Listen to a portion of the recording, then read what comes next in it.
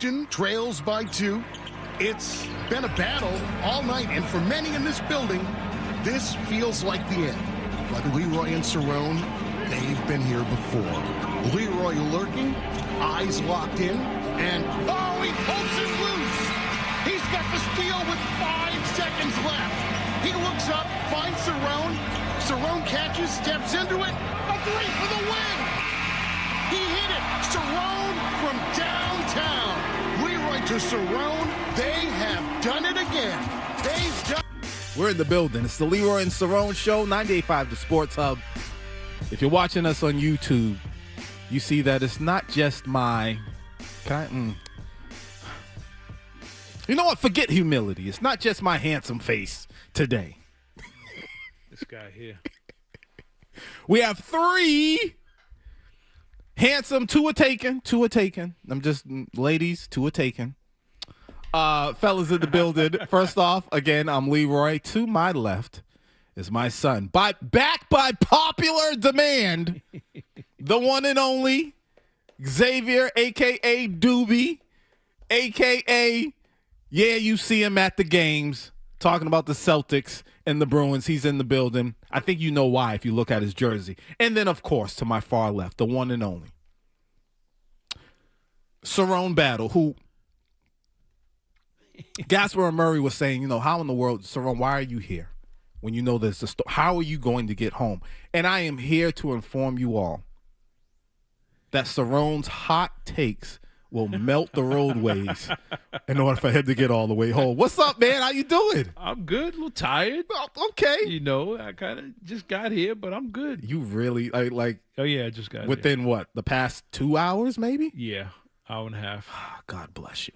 But what kept me going was the disbelief that I left. It was 78. People had shorts on. It's snowing. Yeah. It's you get through New York, you get through Connecticut, you see a little evidence of winter here or there. Yep. As soon as you cross that line, it says "Welcome to Massachusetts." And the state troopers are sitting there waiting for you as usual. They just sit there and wait. As soon as you leave Connecticut, bam! It was like a foot of snow in Worcester everywhere, and it started snowing all the way here. And I'm like, and they're telling me I gotta hurry up and get up out of here because it's supposed to be Snowmageddon again tomorrow. Yeah. But hey, welcome home. It's all good. Welcome back. Yeah, I knew I was home. I knew back. it was that warm feeling like I'm home. And we got to make sure to do this. Part of the reason why you're in town today, so we got to talk about it. Tomorrow night, if you could, just tell the people what's going on. Tomorrow I'll be on with the legendary Steve Burton tomorrow. That's right. On the sports final after the news tomorrow night. So I'll be on talking Celtics with the people. All right. Y'all heard it. Sports final. Cerrone Battle is going to be with Steve Burton, the legend. Talking sports, talking Celtics. So make sure you tune in. I'm going to say it at least 1,000 times during this show. We got to support and show love. So let's do that because we're going to be here until 5 o'clock. But y'all know the deal. Before we do that, we have to introduce the music of the day. Now, the reason I'm not even going to tell you what it is first. I'm going to tell you what happened. I was at home this past week minding my business. And I'm on social media. I need to cut back on that. But as I was going through, this is what I heard from the great Felger and Maz show. We don't have the sound up, obviously, but we have monitors all over the place watching the game. Is Snoop Dogg on the call of this game for some reason? Why? Snoop's like the U.S. ambassador. Why is he there? Why? Snoop was out at the speed skating thing the other night, too. Why? Well, because everyone loves Snoop Dogg. No, I know the answer why. Because Peyton Manning and Eli Manning weren't available. It's either one of the two. Anything that anyone does who wants to, I don't know, spice it up, add some color, add some something, I don't know. They either bring in the Mannings or Snoop. So here's the deal. Once I heard that, I said, well, guess what? We're going to spice it up. We're going to spice it up. Today's music is dedicated to the one and only SNOOPDOGG Snoop Dogg.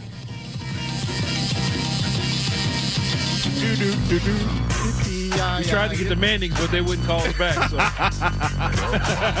we had to go with Snoop. Once again, the number is 617 4. Ooh, almost gave my own number out. No. I almost gave my own number out. 617-779-0985 is the number. Hit us up. Y'all know the deal. We're going to talk about a whole lot of stuff. And speaking of the Olympics, Snoop Dogg and all that good stuff, I got my good son, my excellent son, my growing son, my professional son, Xavier, a.k.a. Doobie. Y'all know him. He's in the building. Zay, get on the mic, please. There's a big game going down tomorrow. Oh, yeah. And I am excited, and I hope that y'all are excited too, man. It's good to be back, you know. I've been enjoying myself while I've been here. Yeah. And I'm going to be honest with y'all. If there's one thing that y'all should be focused on right now, it's this Canada versus USA game that's about to go down. Y'all know how long we've been wanting this, and we finally got it. Now, when you say we, you're talking about other hockey fans, right? All the hockey fans around the world. This is the Olympics, especially the Canadians. Yep. And the USAians, whatever. USAians. We're all waiting for it, and it's going to be something, man. And if you're not watching on YouTube, I'd like to let you know that Xavier is like, I didn't have to tell him. This young man, Cerrone, he knew the assignment. When I picked him up today, I said, this young man came out with a Bruins with a who's on the back? Geeky? He got geeky. He's got the jersey. So go on YouTube Live, check us out. But before we go to break, big game tomorrow, like I said, Canada versus the USA. Xavier, what's your expectations going into this game? You talked about the excitement. A lot of people are excited. Even casual fans, hockey fans are excited about this. You don't get any bigger. The USA versus Canada. What are your thoughts? What are you expecting to happen tomorrow? I'm expecting a dogfight from both teams, to be honest with you. They have a lot of underrated characters on Team Canada, I would say, right now. A lot of underrated players on Team USA as well. Macklin Sotherbrini, watch out for him. He's going to be going ballistic in all the ways that he can. I would say right now, Canada does have a slight favorite over USA for sure. But with the way USA has been playing throughout this Olympics, man, they have been tarnishing everybody who has been in their way. So right now, it's skill versus heart, and USA is a skill, Canada is a heart. And I get that Connor McDavid is on, Canada, all that type of stuff. But USA is USA. All right, that's all I'll say. And I feel like if you are, or if you have been keeping up with this, then you guys should know what should be in store for what's to come, man. So if you're watching that game tomorrow, which you will be, what would be the most disappointing thing? If you say, like, the most unexpected thing to happen, like, would it be Canada completely dominating that match? Would that shock you if that happens? Yeah. If Canada came out and just absolutely destroyed USA, I wouldn't even. It's already Olympics is over. Yeah. Like, and the thing is, this is for gold too. So it's not like it's for second place or anything like that. Yep. This is something that the NHL has been fighting so hard to get into the league and just the Olympics in general. And the fact that they did it and the USA has made it as far as they've made it. I know that hockey is a Canada sport. It's from Canada, all that type of stuff. But this year, I wouldn't be surprised if we take it home and we just prove that USA is where hockey belongs. Okay. So you're starting stuff. Yeah, talk that talk. Stuff. Hockey fans, 617-779-0985. Again, big game, gold medal game tomorrow. Team USA versus Team Canada. That's a big deal. Even casual fans got to tune in. Call us up. Now, when we come back, yes, that game's going to be huge. But after that, we got to get back to the regular season of the NHL. Just some thoughts from the one and only Doobie about the Bruins and the rest of the season. We'll do that next. It's the Leroy and Cerrone Show, 98.5, the Sports Hub.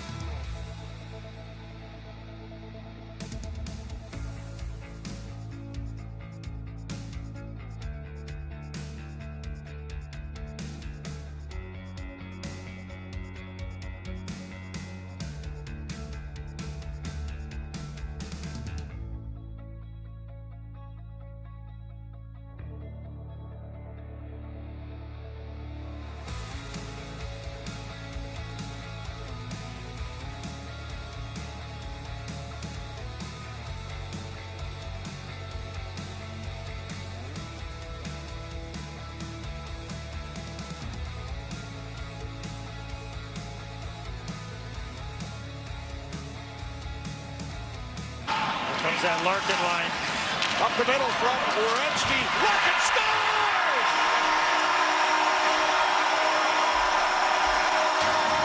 1-0 United States. Here is Eichel. United States 3 for 9 on the power play. Thompson scores! Tage Thompson makes it 2-0 United States. Here's Jack Hughes. Werenski, the return for Hughes. Nice move. Hughes with a shot. He scores! Taking the page out of the book of Patrick Kane. 3-0 United States. Brady Tkachuk takes another run at Eric Chernak. Boy, they've been having a battle and a half here. Now here's Eichel. Score! 2 goals in 19 seconds. It is now 4-0. Here's Brady Tkachuk, and that's stopped by Skorvanek. Penalty expired. Werenski fires wide. Score!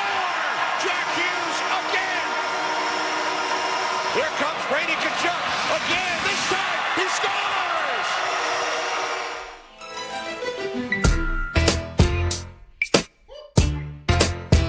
That didn't have to hit so hard. My God. This sounds like how Team USA has been playing. Just no nonsense, straightforward. Canada better lay low. Yeah, they better lay low. Yeah, Cerrone, I like that.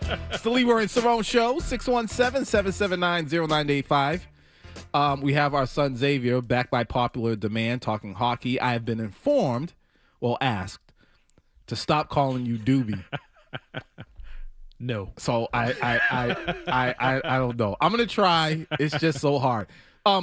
Xavier, again, we already talked about the big game tomorrow, the gold medal game between Team USA and Team Canada. There are Bruins a part of this whole Olympic thing, obviously.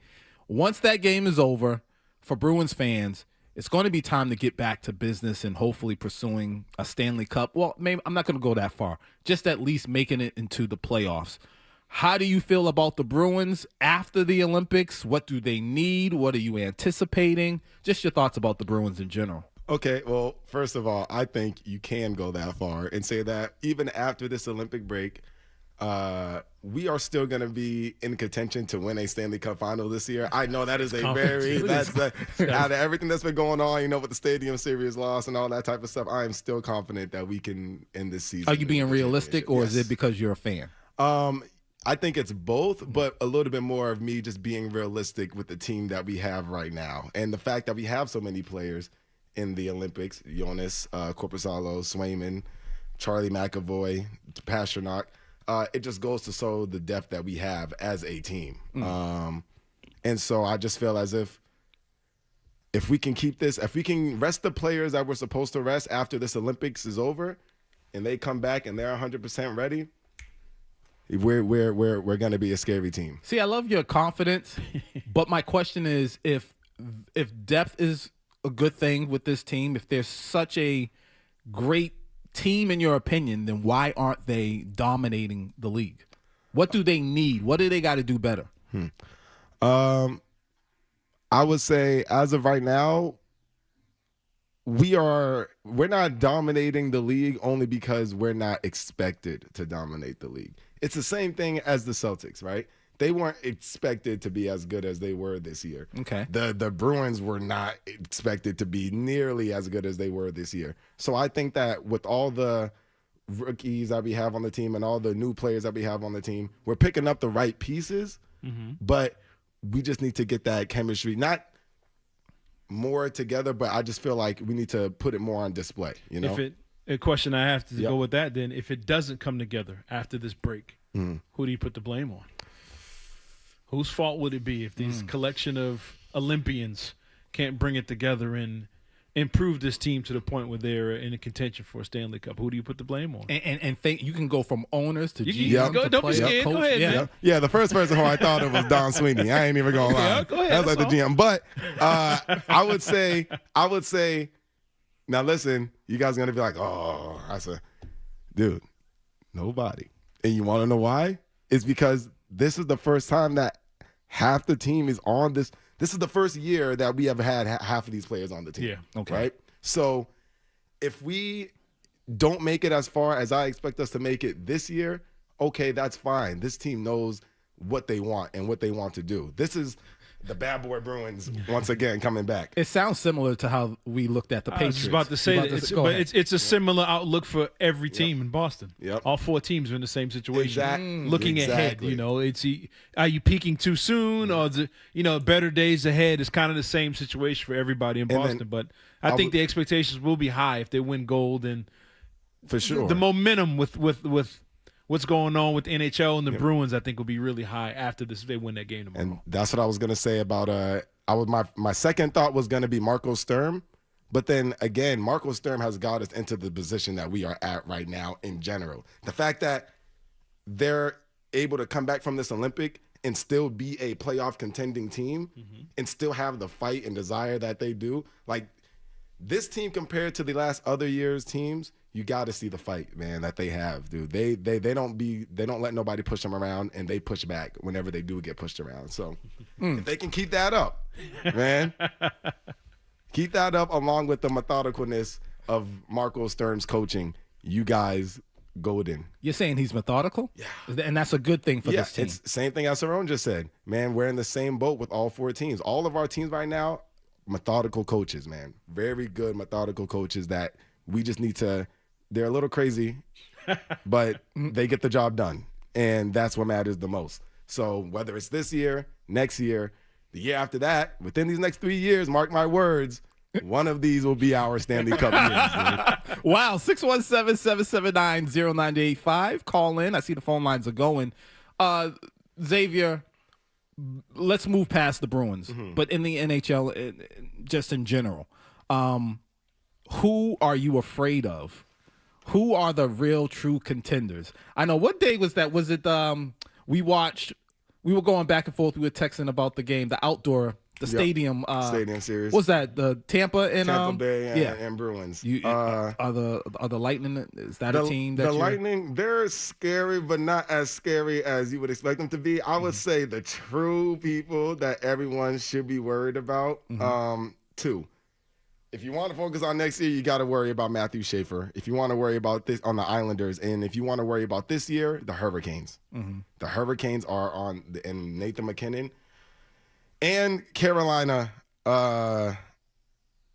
The Carolina Hurricanes with Brandon Bussey, all of them, man. And the Avalanche, that's who it is. Colorado Avalanche. That team right now with Nathan McKinnon is the scariest team to date. He's not stopping anytime soon. Like Geeky had 25 goals, right? McKinnon 35 at the beginning of the season. Okay. And they're number 1 in the league right now, record-wise. Gotta give it to them when it comes to most scary. All right, now people are calling in. Now, Xavier, you got to understand this. Even though you give a passionate take and how you feel, you got to understand that there are going to be people who disagree, and don't get rattled. Don't take it personal. But we gotta go to the phone. Some Bruin fans, a lot of them, they're hurting a little bit. Yes, so they are. Just be ready for that. Let's go to Roger and Revere. Roger, what's going on? Listen, guys. I don't know who's passing out the ganji to you guys before you took the air, but there was a PSA in the 80s when they showed the egg frying in the pan saying, "This is your brain on." Yep. Because the Bruins last year and the year before weren't good enough to win the cup. This team is horrible. And as far as the guys that are in the Olympics, Charlie McAvoy was exposed for just how bad he is. He couldn't be the water boy on this Olympic team. That's how bad he is. But let me just say this. As long as you have Tennessee Tuxedo and Chumley running the Bruins, Cam Neely and Don Sweeney, they're not going to win anything. They're cursed. Appreciate it, Roger. I'm telling you. Oh, go ahead. Okay. Well, first of all, they've been going through it for a while, so you just got to be patient. Understandable. Just like you have to be patient with Charlie McAvoy.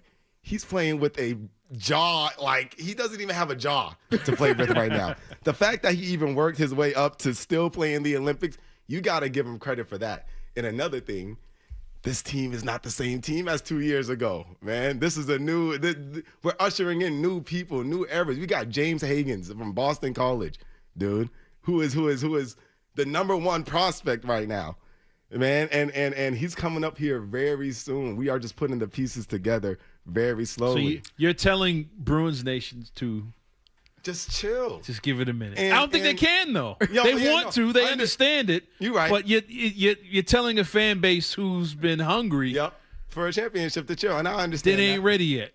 See, this is that young blood. That's a young Bruins fan. We've been there. Where our, so it's okay. Our excitement clouds our, clouds how we think about a team in the moment. You could be right. I don't know. But here's Zach from Woburn. He wants to talk to you. What's up, Zach? What's up, boys? What's up? Number one, I love it. All right? I love it that your son is such a hockey fan. Yep. I'm a hockey dad. My son, Rajan, is a dog on the ice. All right? So I'm there with you. In regards to the Olympics, real quick, you got to watch the game. I'm going to have my butt up early. I'm going to miss church. Yep. I'm going to miss church to watch this game. Listen. All right? Dude, both rosters, Canada and USA, their rosters are just insanely stupid. How every player on that roster is an all-star. Canada's power play is out of control when you look at the players on it, but so are we. So it should be an absolute dogfight. These teams hate each other. They should. It's must-watch television. And what I call for, man, your take, brother, on the Bruins' depth, right? And the Olympians that the Bruins have. That's not depth. That's your top three. That's your first pairing. Depth is when your third and fourth line give you production. Depth is when your third pairing gives you production. When you start to run into Florida, Colorado, my team, Colorado, Tampa Bay, Vegas, the Rangers, who their third and fourth lines are dogs, that's depth. And that's when you will start to have a problem. That's always been the Bruins' problem, is that they didn't have secondary scoring and secondary production. The 1 year they did, they blew it in the first round. Appreciate it, Zach. Listen, we got to go. Okay. Zach, I wish we could keep you around a little bit longer. I know. We got pizza and stuff in the other room. The whole crew is here. You about to take my seat. I'm about to go in the other room. Go enjoy yourselves. Thanks for coming on. And when we get back, we got to talk about Jason Tatum, the Boston Celtics. Here come the craziness. People are talking crazy already. We'll do that next. It's the Leroy and Cerrone Show, 98.5 The Sports Hub.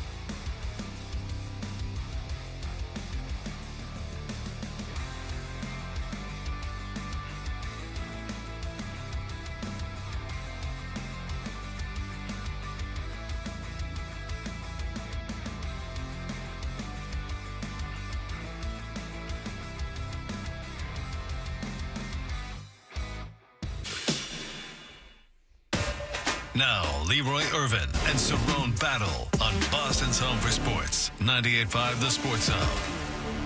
This is what I would tell Carter Bryant. You got a chance to win a slam dunk competition in your own backyard. All your family and friends from Corona are here. We call Vince Flame. He got it. Oh, we got to go. Go do a different dunk. You got 10 seconds. No.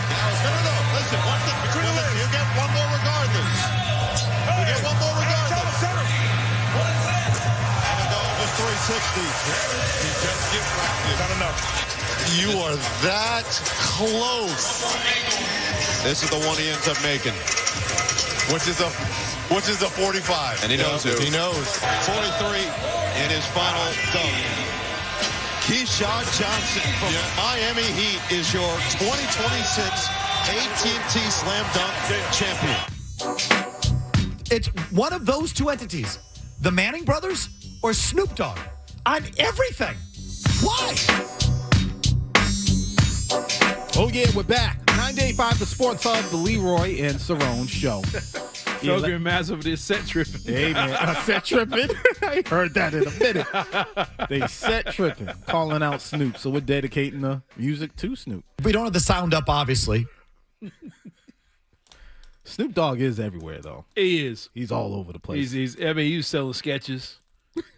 Why do the Winter Olympics need Snoop Dogg? He's with Martha Stewart. He's all over the place. Is there anything he won't do? No. If they called me to do the stuff he's doing, I'd be right there, too. I'd be right there with Martha Stewart making cookies and at the Olympics trying to ski. Oh, my goodness. Selling sketches. Right. 617-779-0985. That was some clips from the NBA Kids All-Star movies. Weekend, the dunk contest. Cerrone, here are the numbers. Check this out. After a lot of people have been complaining for years, and rightfully so, I'm one of them. They said more than 46 million people in the U.S. watched the NBA All-Star Weekend across NBC platforms and ESPN. That's the most in 24 years and more than triple last season. Is the NBA, I mean, it's almost weird to say, is the NBA All-Star Weekend back when you hear those type of numbers? But just in general, what were your thoughts? Did you feel like, okay, they're getting it together, they got it right? The two things I felt was good, was entertaining. Well, actually, I'd say three. 3 events. The game, I thought the All-Star game, I'll do that one last. The three-point contest I thought was fantastic. And I think a lot of it is what made it cool. For one, shooting is a pure skill. Being able to shoot the basketball like that is a legit skill. And you guys say they didn't have all the best shooters in the current NBA there, but they had enough star power. They was recognizable. Dame, shout out to him. He had a torn Achilles. He went out there and competed and won that thing. He had the same injury as Tatum, and he went out there and competed. He didn't sit out. He had every reason in the world not to be out there. He went out there, competed, and won that thing. Devin Booker, Donovan Mitchell. You had the young kid, the rookie from Charlotte. I can't think of his name. He was in it until the end. Star power. It worked. Now, I wish there was more guys similar to back in the day when you had head-to-head. It wasn't like he was going against the time. The other guy was going at the same time. So maybe we had the split screen. Yeah, Mark Price and Craig Hodges going at it at the same time. I kind of want that, but I can't complain. Three-point contest was fantastic. The shooting skills event that they have with multiple players, they had like an old school guy out there. Corey Maggette, Allen Houston. Yeah. The OGs was hitting everything. They was showing that they could shoot, and they were the ones you were counting on. And I thought it was cool. Again, that's a skill. Being able to shoot the basketball is a skill, and watching guys who played from, back in the day, and we watch hitting half-court shots like it was nothing. Showing the young guys like, wait a minute, these guys could shoot back then. Yeah, they could. Right. They could play ball. And the dunk contest was complete and utter trash. That was trash. It would have been 60 million, but the dunk contest probably 15 million people around the world tuned out. But the All-Star, mainly because, again, there was no star power in the dunk contest. If those guys did the same exact dunks, but it was John Morant, it was Zion, it was Anthony Edwards. You know what I'm saying? The same exact dunks, but with star power behind it, it would have been fantastic. But when you don't have stars, there's no faces out there. Matt McClung was doing incredible things the last few years. He's a G League player. So you really can't – it don't hit the same. And part of the reason I think the stars don't do it is because you had the kid fall and he banged his head off the court and laid there for a minute out of embarrassment. Saved him. that I think the stars are scared of that. They don't want to go viral. They don't want to look bad, so they just stay out of it. I'm not going to do it. 3-point contest, you can miss a shot, and no one's going to complain. You miss dunks like that, they're going to boo you. But the game was phenomenal. Wemby brought the energy. Kawhi closed it out with the veteran team. It would have been a whole lot better if Kyrie was healthy, if Steph Curry was healthy. Tatum, SGA, Luka played a full game. Jokic played. Giannis. If all those guys was there, that would have been one of the better All-Star games we've seen going back to, what was that, 01? Yep. With Kobe and Jordan and Iverson, all those guys. It would have been as good as that if all the international stars had played that game and Steph and those guys would have been healthy. And Tatum and Tyrese Halliburton, Dame, it would have been phenomenal. So I like where the league is going with this, and I think the fans really enjoyed it. Kawhi blew Twitter up with the way he took off in that third quarter. Oh, my goodness. I was so impressed. And the main thing that I took away from it, and I think this can go for all sports, at the end of the day, you can try to dress it up. You can try to make it look real flashy. You can bring entertainers in. You can have rappers in, singers in. All that's good as far as trying to get eyes on your product. But at the end of the day, competition is king. Yeah. If you are competing with all you've got, there's a good chance people are going to tune in. And to me, that's what happened, and that was the main thing that I took away from that. What I would add to that, the NFL, we're all looking at for the NFL what they're going to do with the Pro Bowl and all that. I know people a lot against this because of the physical nature of football. Give every team the same bye week. Everybody has week 8, week 9 off. 2 weeks. You want to add extra week? 2 weeks off, middle of the season, play your Pro Bowl then. Middle of the season. That way everybody's there. They're fresh. You get a week off. You play the game. You got a week off after that. And everybody ain't playing. It's only the Pro Bowl players. Right. It's not the whole league. Okay, you want to tone down the physicality? Sure, you can make it a flag football game. You can put the foam in there, whatever you want to do. But the interest is beyond it if you put it in the middle of the season. You can find a way to spice it up. If guys was able to lay each other out in Pro Bowl games for 40 years before now, they can play a physical Pro Bowl again. But you play one quarter. Next guys come in. You're not out there a bunch of snaps. Okay, I like You're only out there maybe a series or two. That way you get everybody a chance to play. You put the top rookies, top players, and let them play. But have a real game. Give everybody the same weeks off during the bye. And no one's complaining about having a late bye or an early bye. Everybody's off for 2 weeks, middle of the season. You have your Pro Bowl festivities halfway through the year when the fans are interested in the game, and you get a better product. No one cares after the Super Bowl. They don't. Cerrone, you was talking about, the only thing that might have made the All-Star Weekend better is if, the big-name players who are injured, if they were able to, be there and participate. And I totally agree. And one of those players plays for our own Boston Celtics. I'm talking about Jason Tatum. When we get back, I don't know how a Tatum documentary has people fired up and talking about him like he ain't a child of God. We got to talk about that next. It's a Snoop Dogg Music Saturday right here on Leroy and Cerrone, 98.5 The Sports Hub.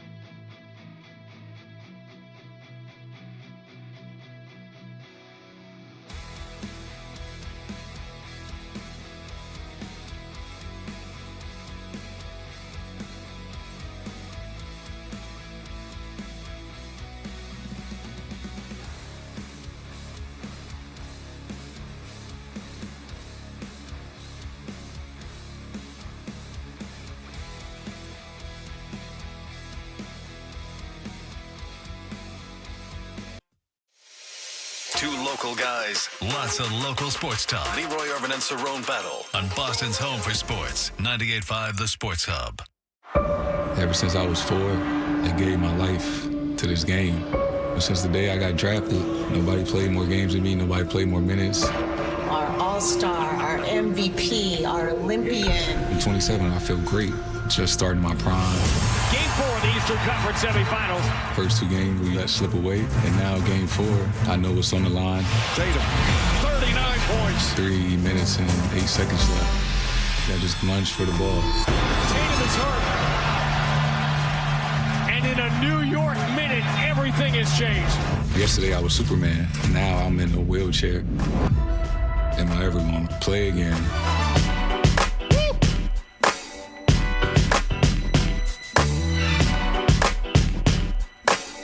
Gotta let it breathe, Cerrone. Welcome back, 98.5 The Sports Hub, Leroy and Cerrone Show. George, you can let that rock just a little bit more. Oh, man. All right, Cerrone, everybody has been given their opinion on this upcoming Jason Tatum, or just the Jason Tatum documentary in general. That was a bit of the trailer that we just played.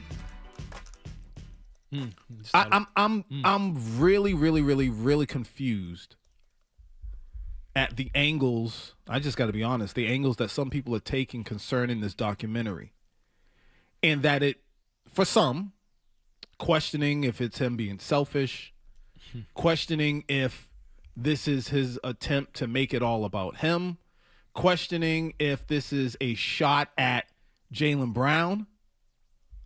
I know I got a lot to say about it, but Cerrone, what's your thoughts about not just only the documentary with Jason Tatum, but the reaction that Boston has had towards this documentary? It's not even just Boston, it's nationally. I saw a thing of Bomani Jones, and I can't think of the other guy's name. I think it might be Chris Haynes. Basically laughing at him. And I don't think it's none of those things from Jason Tatum. I think it's the Celtics, the NBA, and NBC taking advantage of Jason Tatum's injury. Right. They're capitalizing on a superstar player coming back from injury.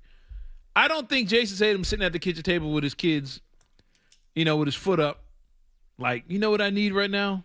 A documentary. I don't think he seems way too private and too quiet for that. But what I do see is a networks. I see a Celtics team with a new ownership group. Their first time getting real buzz. As new owners, hey, wait a minute now. We could be on TV. We could be a part of this. You better believe Wild Bill's face going to be all over that documentary. I'm cheering for him, root for my guy, da-da-da. You're going to see everybody on the organization in this documentary. NBC saw an opportunity to capitalize. Well, they probably got wind of when he's going to be healthy. A window when he possibly could be healthy. That's why this thing goes all the way through to late March, I think it is. So that way, if he comes back any time between there, they get nice footage. But I see the Celtics capitalizing, NBC capitalizing. What station does the Celtics play on? NBC. I see national NBC capitalizing, and they go to him, say, hey, what about these? They threw ideas, his manager, his agent, all the people involved. And it was like, hey, all you got to do is rehab like you've been doing. A couple interviews here, there. Hey, here's $20 million. What is he going to say? No? So I think it's everybody else capitalizing on Tatum coming back from this injury, right, and not Tatum trying to figure out a way to get attention on himself. And the other part of it, people complaining about him coming back too early. Is he going to hurt the team? We have a current NBA where we complain because players don't come back. That's right. They don't play hard. They don't play through injuries. They don't play through pain. They don't play through adversity. And the minute Tatum decides to do that, well, what is he doing? What is he thinking? Why is he coming back? What is the point of coming back? How about your team is 3 games out of the best record in the NBA without you? That's a championship would be a legit reason to come back. Or do you want him to focus on the long-term game, which to me sounds very personal, LeBron James-ish?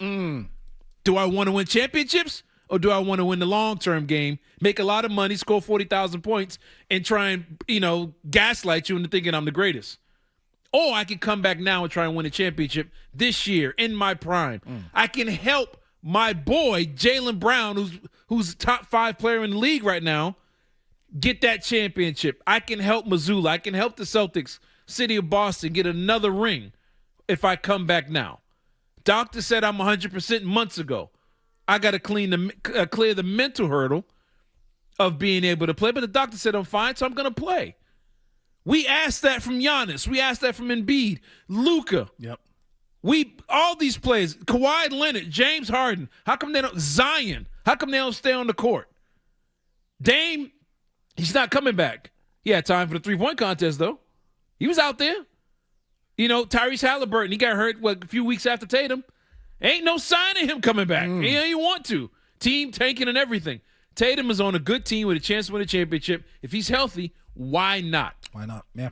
And, I mean, in Boston alone, we watched Larry Bird not be able to sit on that bench, play. Paul Pierce went through his situation, life on the line. He played all 82 games a month after that accident. You know, we've seen great players play through injuries and adversity, but the minute a current player does it, we kind of, what is he doing? We're so brainwashed and watching these guys sit out everything that the minute they play through something, it's a problem. And it also goes back to the hate with Tatum. He sits out, they hate him. He plays. What are you doing coming back? Why'd you sit out? He's just trying to steal attention from Jaylen Brown. No, he don't need that. He don't need Jaylen Brown's attention. He's already him. It don't hurt either one of them. They win a championship, they get all the attention. That's the last part.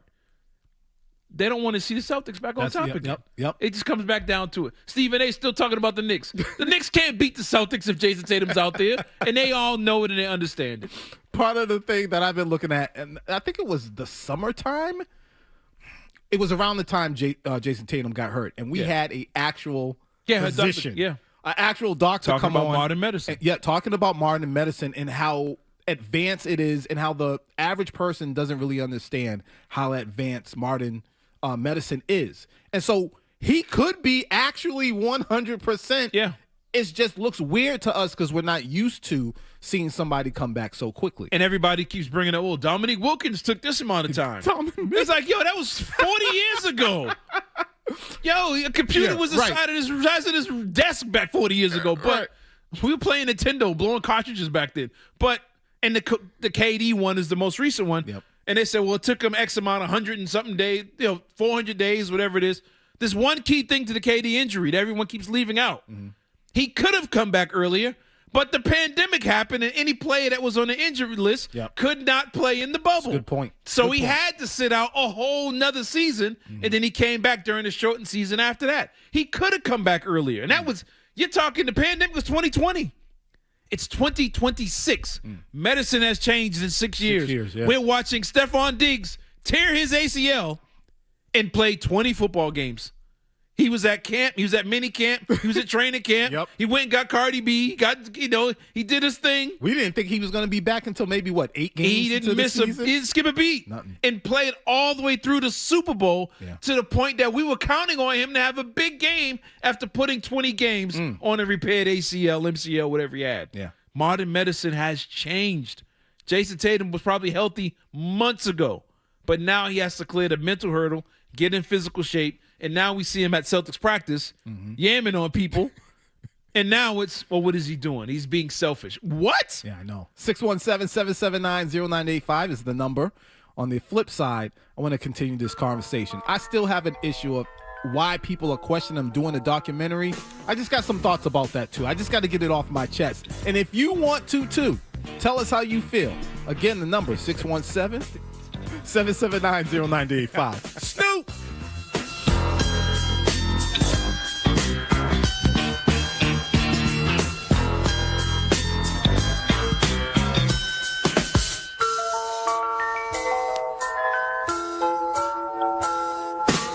Or Snoop Dogg on everything.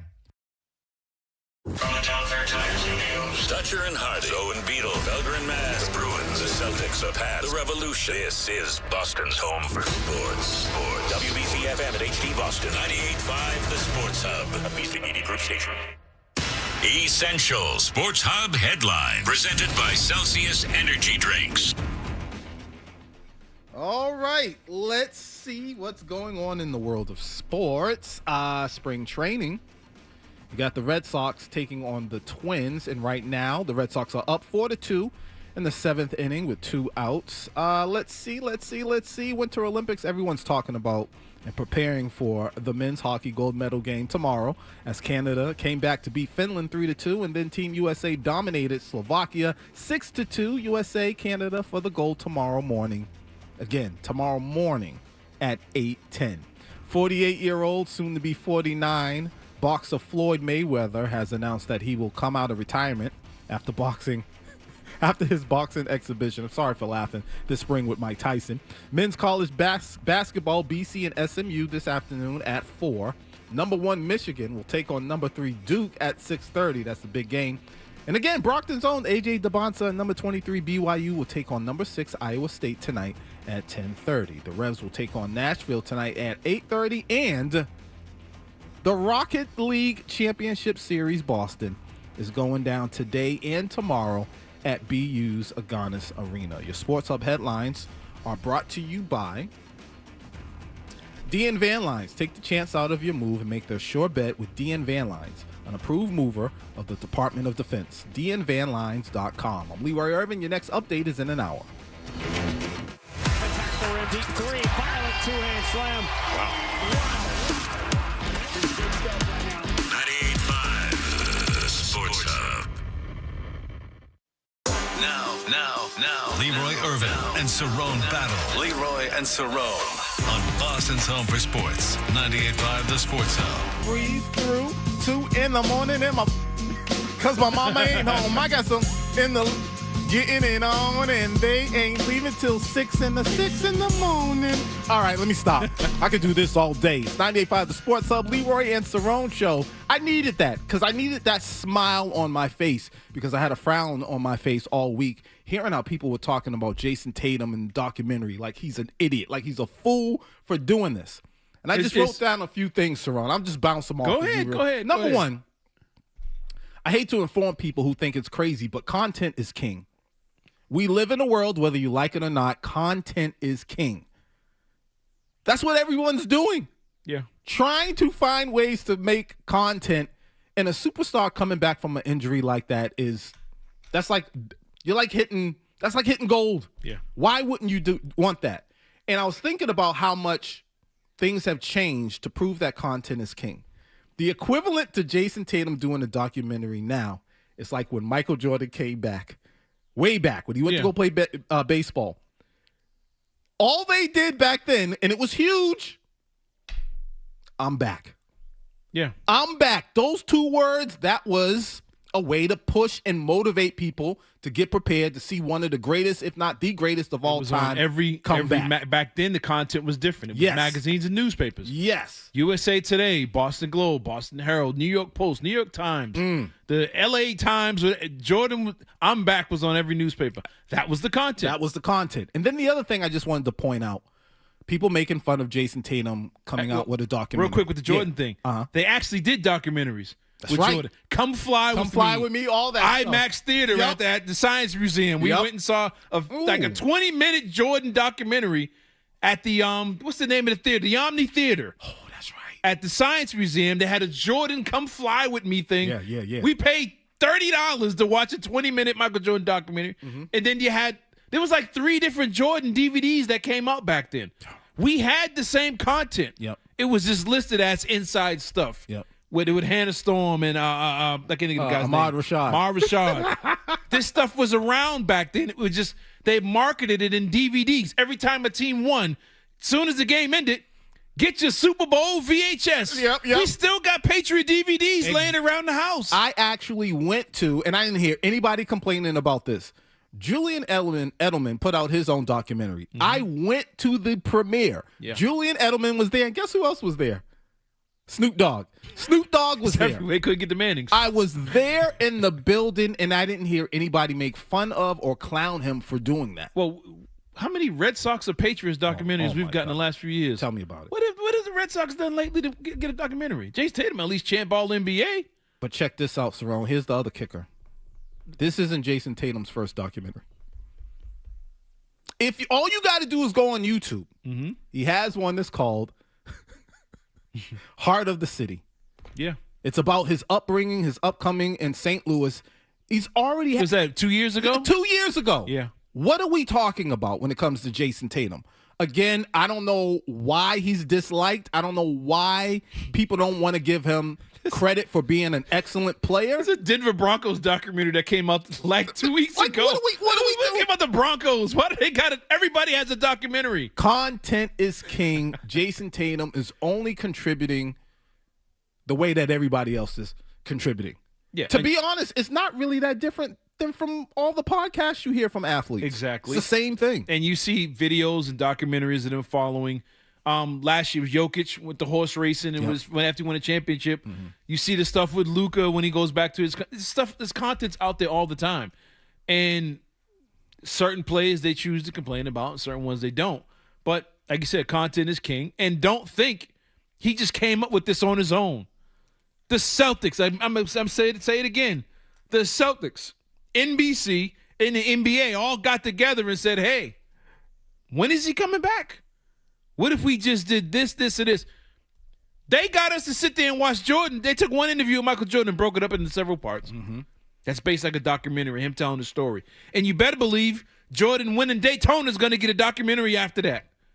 All-Star Weekend with the change in the formats and the international players, there's going to be a documentary on that. We just saw Wemby go shave his head and go with the monks and all that stuff. He's a documentary with that. Mm-hmm. This is content. You pop your phone open, you're either going to watch a documentary, clips from a documentary, a podcast, or national sports shows where they talk about the documentaries, the podcasts, and the comments from those videos. This is 2026. And hopefully this isn't Tatum's last documentary, because if they win a championship, we're getting another one. We're going to get the whole thing. It's going to be Jaylen Brown and his journey, winning a championship, carrying the team without Tatum coming back from injury, Mazzulla after rebuilding the team, Brad Stevens after rebuilding his team, the new ownership group. If they win the championship, there's going to be a 4-part documentary on Netflix. And the Celtics just had one. I just thought about that. There was a Celtics documentary. Yep. What, last year? I believe so, yeah. About the history of the Celtics. Oh, yeah, absolutely. HBO Max. Yep. This is a common theme in sports. Just when it's a guy that you kind of like or don't like or think it's corny. So I was just thinking, I don't think it has – I think there's a little bit of the like and dislike. But I think this right here, and I didn't think about this until right now, I think Jason Tatum is viewed as an easy target. Yeah, he is. He's not going to clap back. He's not going to say anything crazy to defend him. Like, if KD, we know KD. They say he might even have a burner account going after his own teammates. We know that KD is going to have something to say. Where when it comes to Jason Tatum, Brown too. And Jaylen Brown, when it comes to Jason Tatum, you get this idea that he's kind of passive. He's really not going to say or point you out. And the truth of the matter is, there are a lot of people who are used to being in control of the narrative. Mm-hmm. And because that control is slipping away month by month with the internet, it's kind of ticking them off that they can't control it. So who can they lash out against? Oh, somebody like Jason Tatum, who's an easy target. Yeah. Because you better believe Anthony Edwards did his documentary, they'd be giving it Emmys.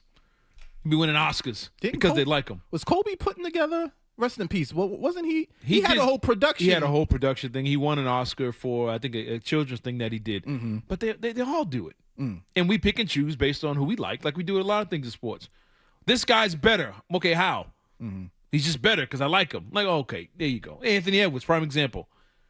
Anthony Edwards had a good All-Star game. Now all of a sudden the conversation's back on again. He's the face of the league. The Timberwolves suck. No, he's not. He won't be the face until he wins. But stop trying to, like I said, gaslight or brainwash people into telling you he's the man because you like his content. Right. You like the sound bites. Mm-hmm. You like his attitude in press conferences. But if he out there going 5 for 27 in playoff games, he'll never be the face of the league. Whereas the other guy gives you no content, gives you no sound bites. He just goes home and plays with it. They clown him for playing with his kids. Wow. You see what I'm saying? Yeah. He wins a championship. He's out there getting 30-point triple-doubles in finals games. The writers say, you know what? He doesn't even get conference MVP. he doesn't get finals MVP. He's overrated. He thinks he's Kobe. Look at him showing emotion after the postgame, after winning a championship. He doesn't check the boxes to be a face, like you said, but he checks all the boxes to be an easy target. But the bottom line is this. When it comes to the basketball between those lines and winning, it's a bad boy. JT up there, he top 3. Yep. Easy. I think easily because he's a hooper. He's young. He's got the body. He's got all the things. Jason Tatum is a hooper. And if this kid comes back and he's close to what he was come playoff time, I don't see many teams beating the Celtics. Oh, we got to talk about that. But right now, let's go to the phone lines. People want to talk about it. Rich in Plymouth. What's up, Rich? What's up, guys? Just wanted to add to the doctor bit because you guys had that doctor on. So what people don't know is that the guy that did the surgery published a paper with another surgeon and like these world-renowned physical therapists. And the paper is actually called Rehabilitation and Return to Sports After Achilles Tendon Repair. And it talked about specifically how what the medical industry had been doing for athletes was actually incorrect or could have been done better. So when people talk about Tatum coming back earlier, there's a bunch of people who are actually involved with this process of his rehabilitation, and specifically, it's the physical therapy that they reevaluated and realized that they need to do things a little bit differently for athletes in comparison to someone like me or whoever else. And so that's where it's at. Everything's it's still based off of criteria. It's still based off of where you get to, but it talks about like the low progression of the Achilles and meeting these specific benchmarks. Appreciate it, Rich. I think most people don't have the patience or the desire to even do that type of research and read up on stuff or listen to. I mean, we literally had a physician on tell you. Yeah. Remember you were saying when he was on, it's like, man, it sounds like you guys are putting together Steve Rogers and in the lab with Wolverine. Yeah, and he basically was like, yeah, close to it. Oh, my goodness. Let's go to Tariq in Boston. Tariq. Hey, how's it going, fellas? What's up? I just wanted to kind of chime in on like the backlash because I heard a lot of the backlash coming from sports radio. Like guys like, what is he doing? This documentary. What does he need? And even saying so much as all the rehab videos he's been putting out for the last few months have just been teasers to this thing. You know what? We're just traumatized. Nothing could be good, right? We're traumatized as a fan base. Look how sour the fan base was in the midst of 6 chips. For the Patriots, they were still sour. You're right. They couldn't even enjoy the win. And in the losses, they were so ambiguous about the losses. They even came up with theories like Belichick lost on purpose not to give away any games. We were just unreasonable as a fan base, and it's from trauma. Appreciate it, Tariq. You know what? I read this thing about social media and how psychologically wise, negativity works better. At grabbing people's attention. Yeah. And I think that's just what's going on. Because to be honest, again, when I pick up my phone and let's say I've been working out, and this is not a I'm working out bragging thing, but there are sometimes. No, you can brag about that. No, sometimes I'll take video. And there are a lot of people out there who do the same thing. Or maybe you get up and you show people how you make your breakfast. Or you do whatever you do. To be honest, that's a form of a documentary to some degree. It is your personal documentary. Everybody's doing it. Yes. He just so happens to be Jason Tatum with a team that can put things together really, really fast, make it look really, really good. And again, I'm starting to believe more and more. It's just that he's an easy target. And real quick, would you rather have Jason Tatum putting out his own videos of rehabbing like this or see the third video of LaMelo Ball crashing his electric vehicle in Charlotte, in downtown Charlotte? I thought you was going to say or have TMZ putting out a video. Exactly. Do you want a TMZ video or you want a Tatum video? This is I'm joking, but this is what you get in modern sports. Every week we hear about somebody either caught on tape or accusations or something going on, or LaMelo Ball crashing his vehicle, driving in the wrong lane in an electric Hummer, front-ending somebody. This is what you get. That's the opposite. So if I'm getting videos of Tatum either with his children or hooping at the facility, I'm all in. Yeah. Give me more of that. And on top of that, I'm watching the Celtics getting 35, 40 assists against the Warriors on the same night. I'm like, oh, yeah. I can't wait for playoffs now. I'm getting this. If the Tatum come back and join this, and like the call said, some people are miserable. Yeah. And some people are Milwaukee Bucks fans. Uh-oh. And some guys are Detroit Pistons fans. 6. But, it is what it is. It is what it is. That's a little part of it. 617-779-0985. When we get back, oh my God. Boop, boop. Woo, I got the chills real quick. Took me back to the 90s. I was on the bus on the T, the 23, the 28, the 22. Oh my God. Anyways, just threw me off for a second. We're going to continue talking about the Celtics. Cerrone, you touched on it. Jason Tatum. If he comes back, oh boy, it's going to be a serious issue for the rest of the NBA. How serious of an issue will that be? We'll talk about that next. 98.5 The Sports Hub.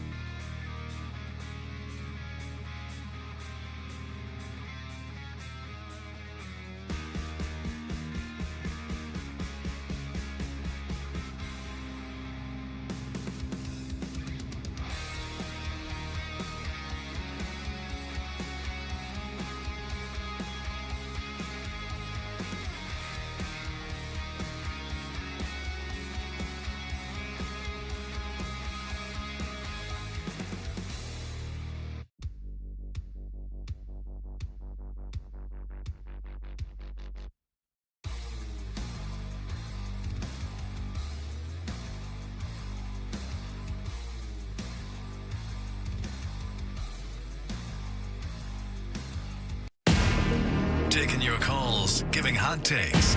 Leroy Irvin and Cerrone battle on 98.5 The Sports Hub. Would the return of Jason Tatum get the Celtics to the NBA Finals? Yep, and guess what? Jason Tatum returns. They're my dark horse to win it all. Ooh. To win it all. Derek White, champion, been balling. Peyton Pritchard, champion, been balling. Joe Mazzulla up for Coach of the Year. Jaylen Brown is the best two-way player in the game. He's the only player in the NBA that is top 5 in scoring and top 5 in defense when it comes down to field goal, opponent field goal percentage. This team has a culture. You get JT back even if he's 75%, and it's going to be hell and hot water. It's a dog world. It's your world. It's your world. Talking about you, Snoop. Hear ye. Come on. Man, I can do this all day.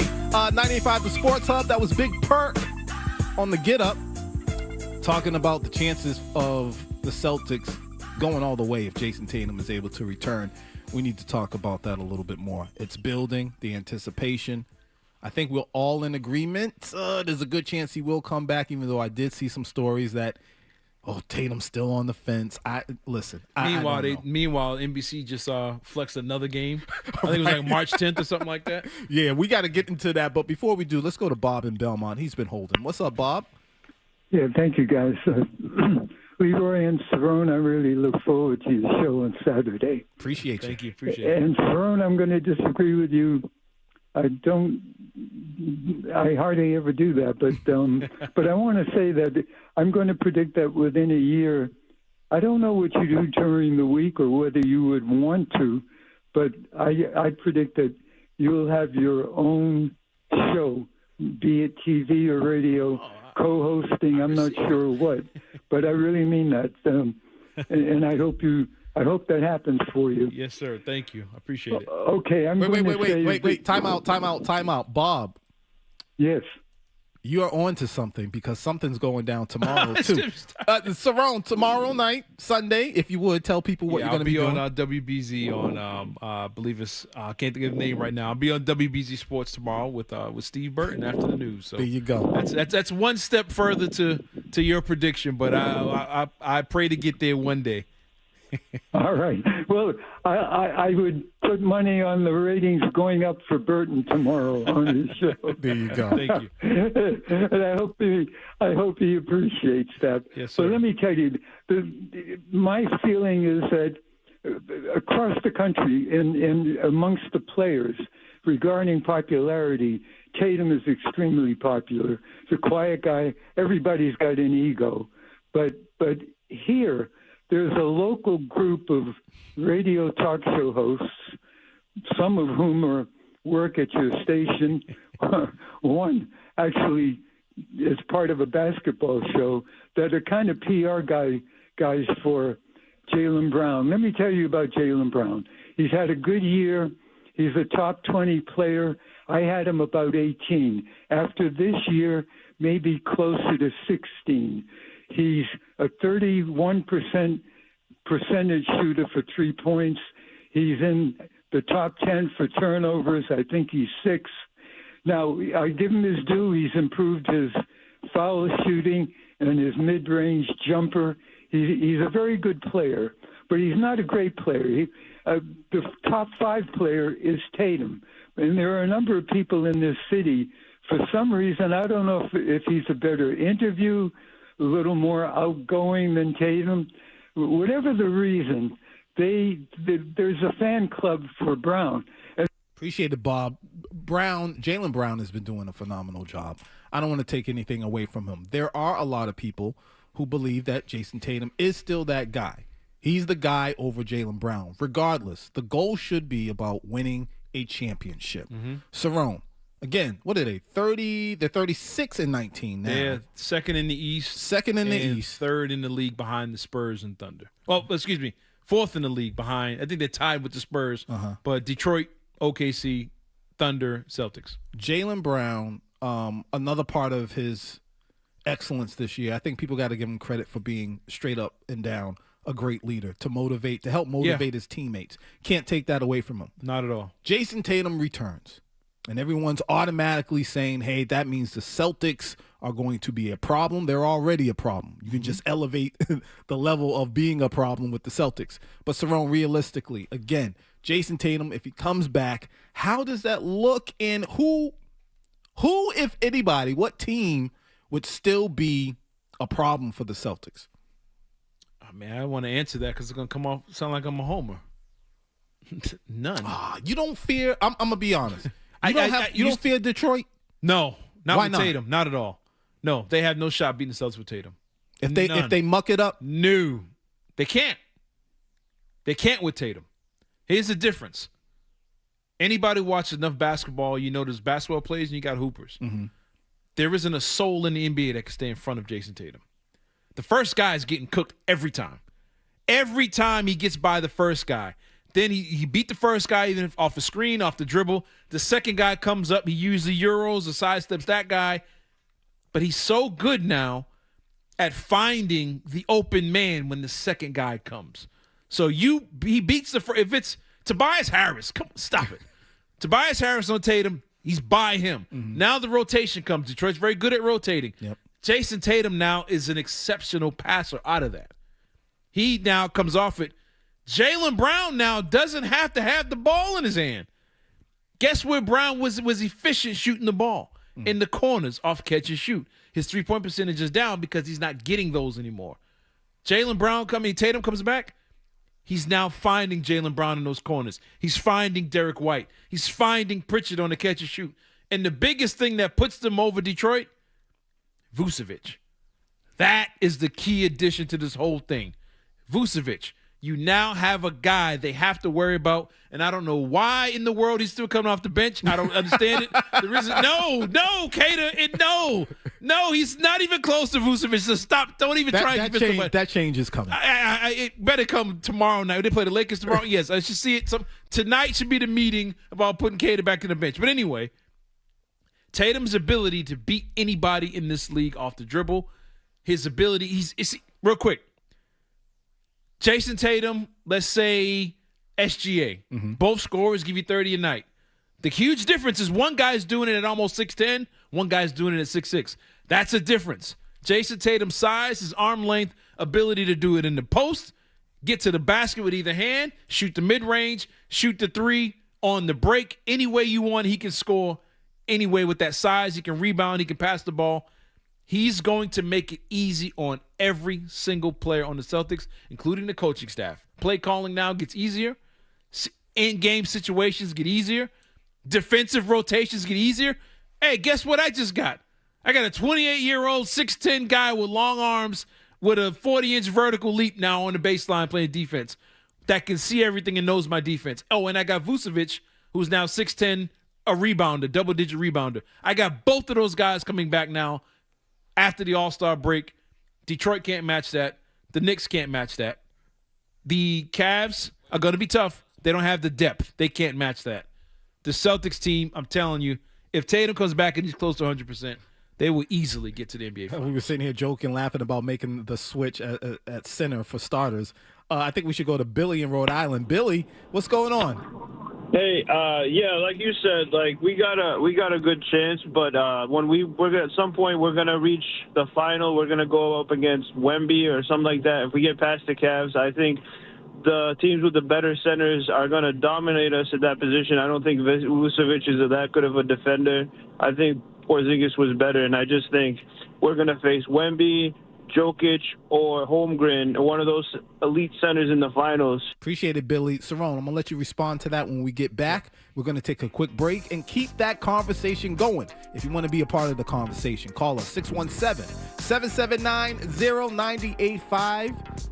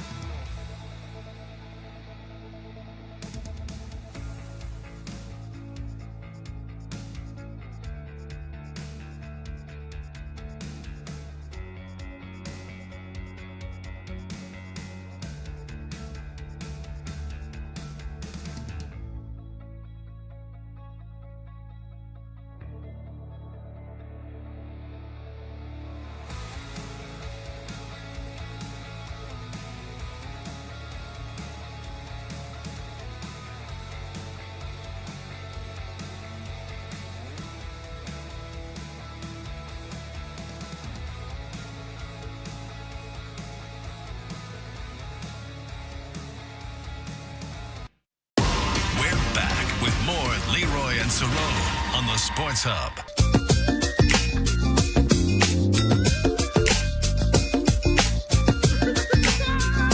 Welcome back, 98.5 The Sports Hub.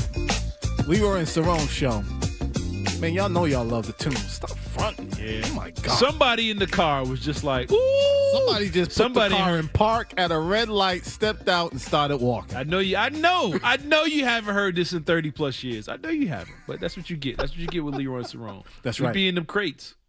That's right. 617-779-0985. We were talking about Jason Tatum and the Celtics. Before we go to the phone lines, Cerrone, I just wanted to put this out there. One of the most beautiful things about the Celtics this season, and I just don't want to keep it to this season. They've been doing this pretty well, but specifically this season, the ball movement has been spectacular. It's been beautiful.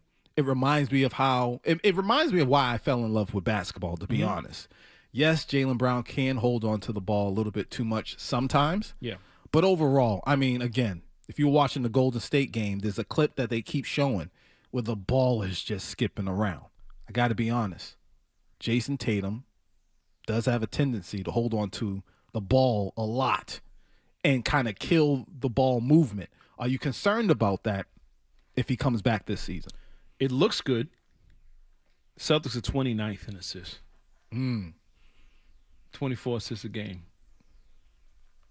When they were at their best last 3 years, Tatum was their leading passer. Wow. The assist was up.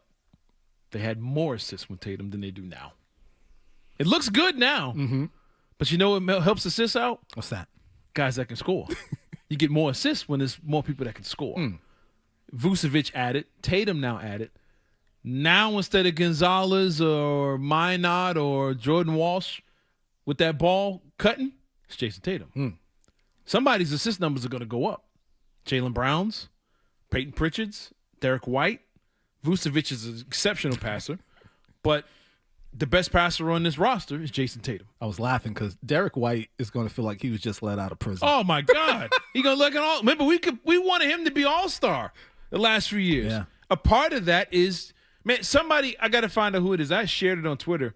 Somebody put the highlights of it's like Game 3 in Indianapolis last year, and it was my last year before. See, when they won the championship. Tatum put on a masterclass of passing the ball. That's the game when the fourth quarter he hits Al Horford with the behind the back for three. Masterclass at moving the basketball. And it was like, you're watching that like, yo, they're going to add that to this? He can move the ball. He can rebound the ball. For this team, he's the glue to the whole thing. You add him with the All-NBA, the way Jaylen Brown's been playing, the addition of Vucevic, a double-double guy down low. That's what you need. That's what you want. And the caller, to answer the caller last time, I said, well, Porzingis was better defensively in the middle. Yeah, for the 8 minutes he played in the finals. You got to be there. Availability is the best ability. Yeah. He was not there. He had no impact on you winning that championship in 24 because he was on the sidelines cheering on the fans. He came in and got him fired up a little bit. Nice jacket, though. That jacket is tough. I need that old school jacket. Anybody got one? I 2X, please. But they won it without him. If Vucevic was there last year, they beat the Knicks. Karl-Anthony Towns doesn't have the series he does. Mitchell Robinson doesn't get all those offensive rebounds with Vucevic down there because he might not be a great rim defender, but he's probably a top 5 rebounder in the league. When you have a good rebounder with a body like that, the Euro players are always fundamentally sound, the way they're taught the game over there. He's boxing out, he's rebounding, leaves you to one and done. That's a defensive stop. It's the same reason Jokic, who we look at and say, oh, he's not a good rim defender. Well, why is he so high on defensive rating? Because you're one and done. Yep. You got one shot at this. I'm getting that rebound, I'm outlet, and we scoring on the other end. That's the kind of player he is. You got Jokic is like that. Vucevic is like that. Sabonis in Sacramento, when he's healthy, same thing. You got one chance at this. You miss, I'm rebounding, we gone. That's what you get with Vucevic, and that's what you get back with Tatum. So it changes everything. Yeah, Wemby might be him if Wemby decides to play in the paint. Wemby's a 7'5", 7'4", whatever he is, but he's a 7'4" Kyrie Irving. He stays on the perimeter. He don't bang. He's a good shot blocker, but he doesn't bang. Bang meaning for people just because I've seen him dunk. No, you're talking about in the paint, body to body. He's not putting in catching. work. He's not getting 20 catches on the low block, getting jump hooks all night, staying in the lane. He wants to shoot mid-range. He wants to shoot threes. He wants to dribble out on the perimeter. And he wants to roam on defense. But he can play you up and up. But when you got it switching and the ball's moving and he's just stuck in the middle looking around, they can get scored on. And the guys around him aren't that solid either, so you can pick on them. And, yeah, you're only going to have to face either him or Jokic or maybe Chet Holmgren, but Chet's the same way. He's tall, but he's frail. He's not moving Vucevic. He's not going to move Jason Tatum. He looks tall, but he's not a dominant paint scorer. Those guys are few and far between. The only one you got to worry about like that is Jokic, and everybody has to worry. There's nobody that can stop Jokic, so it doesn't matter who you get at center, KP or Vucevic, but he's the only guy you're really going to have to worry about in that situation. Let's go to Tony in Boston. Tony. Oh, my man. I love y'all, man. Appreciate Long time grew up in Boston, man. Hoopers, Greg Simpson, Eugene Miles, Butchie Wade. There you go. So I got some issues. I ain't saying Tatum's a scrub, but his handle ain't all that. He ain't blown by everybody. And why is it that in the playoffs and in the championship, the best player on the floor was Jaylen Brown? Now, Tatum is good, but he ain't all that, man. This is what happened this year. This is why he's taking his time coming back. See, because we're ballers when we, got the skills and we the number one dude. If we go down in the back of our mind, really, it's ego. Yeah, this team ain't going to be that good without me. But hold up, wait a minute. Jaylen Brown been holding it down, and now he's like, oh, I don't want to go. I want to mess with the chemistry. That's not why, because he thought they was going to be at the bottom of the tank. That's why he want to wait, come back at a home game so everybody can applaud him. Yo, man, I'm telling you right now, he ain't that all that, bruh. Appreciate it, Tony. See, you're missing out if you're not watching on YouTube Live, Tony, because when you said what you said, when you said Jason Tatum isn't all that, Cerrone pretty much left the studio. Threw his hat off, threw his glasses to the ground. He's here in the studio now, arms folded, upset, hat on the table, glasses, I don't know, he might even just broke the frames. Who knows? Cerrone, why are you so upset about my man Tony? I get it. Tony called in with passion. Tony called anytime. He said Jason Tatum ain't all that. And at his hand, the part that got you going is when he said his handle ain't all that. No, that's the part. That's why I checked out. What? What? You need a moment? Who? Hold on. If Tatum doesn't have handle, who does? Who does? I need top 5 handles in the NBA right now. If he can't handle the ball, don't you dare say Anthony Edwards. Don't you dare say SGA. Don't you dare say Jaylen No Left Hand Brown. Not even in the same stratosphere. Jaylen Brown. See, this is the stuff that makes me look like a Jaylen Brown hater. I am not a Jaylen Brown hater. My kids think I am. They're probably laughing. My wife swears up and down I'm a Jaylen Brown hater. I'm not a Jaylen Brown hater. He is not Jason Tatum. There's a difference. Jason Tatum, by the time it is said and done, the only Celtics that have been better than Jason Tatum is Bill Russell and possibly Larry Bird. That's it. Everybody else no, they're not on his level. When it's all said and done. When it's all said and no. Paul Pierce is one of my favorite players ever. He is not Jason Tatum. Stop it. Kevin McHale, no. Sat Sanders, no. Dave Cowens, no. Heinsohn, don't bring him up. Stop it. Jason Tatum, while sharing the ball with Jaylen Brown, who is another 27, 30-point-a-game player, still scored 30 a night. I'm going to say that again. Sharing the ball with another guy and leading the team in assists by doing so, another All-NBA player, he still scores 30 a night. He still leads the team in rebounding. He still leads the team in steals. Still leads the team in assists. He didn't win the Eastern Conference MVP. Guess who the leading scorer was in the passing and rebound Eastern Conference was? Jason Tatum. He didn't win the Finals MVP. Guess who the leading scorer, rebounder, and assist man for the whole Finals was Jason Tatum. Even while deferring to Jaylen Brown, letting him eat All-NBA, $300 million contract, JT still got his 30. He don't need Jaylen Brown to be the man.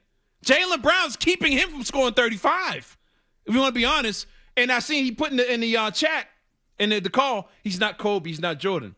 If he didn't have Jaylen Brown, he would be Kobe, a guy that just shoots a lot and scores 35 while losing. That's what Kobe was. When Kobe was at his best, he had Shaquille O'Neal. What would Jason Tatum look like with Shaquille O'Neal right now?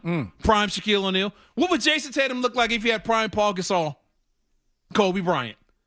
He wouldn't have to shoot 40 times a night. Oh, he scored 80. Yo, he touched the ball 806 times. He better score 80. He was trying to. Jason Tatum, it's just playoff games. I've seen him give Giannis 50. I've seen him give Ben Simmons when he was still an active player, and Embiid when he was MVP caliber. I've seen him give him 50. I've seen him give Kyrie and KD 50. I've seen this dude light the guys who you say are the best in the NBA up. I've seen him outplay Luka in the NBA Finals. I've watched Jason Tatum be the best player on the floor when his Hall of Famers on the floor with him. But to say he does not have a bag, he's not all that. If he's not all that, please show me who is and who can match the game, the all-around defensive game, rebounding, passing, scoring, the dribble, the step back, the one legs, dunking left, right. Please show me who is. 617-779-0985. Cerrone has put it out there. Stop it. If it's not Jason Tatum, then who it is? And who is it? Anthony Edwards can't touch Jason Tatum. Stop it. Call in. Phone lines are going. 617-779-0985. We'll continue this on the other side. Perfect song for you right now, Cerrone. The way you're feeling. It's going to be Murder the Case. Murder was the case.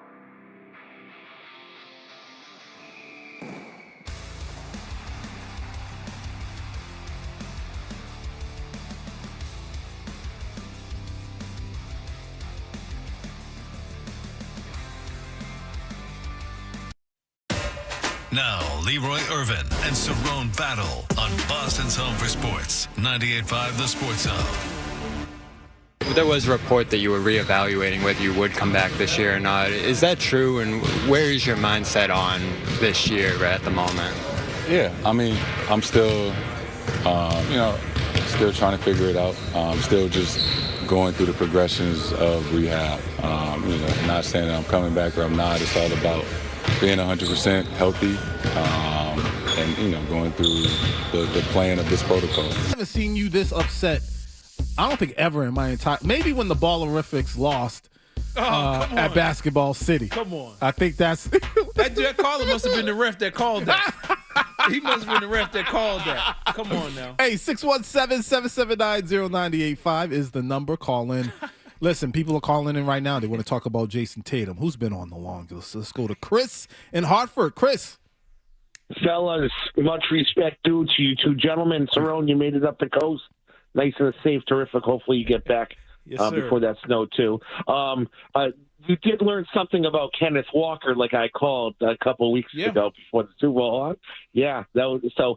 Listen, that right there was you. The next week, you went ahead and said, "Hey, you know what? It was an afterthought to me.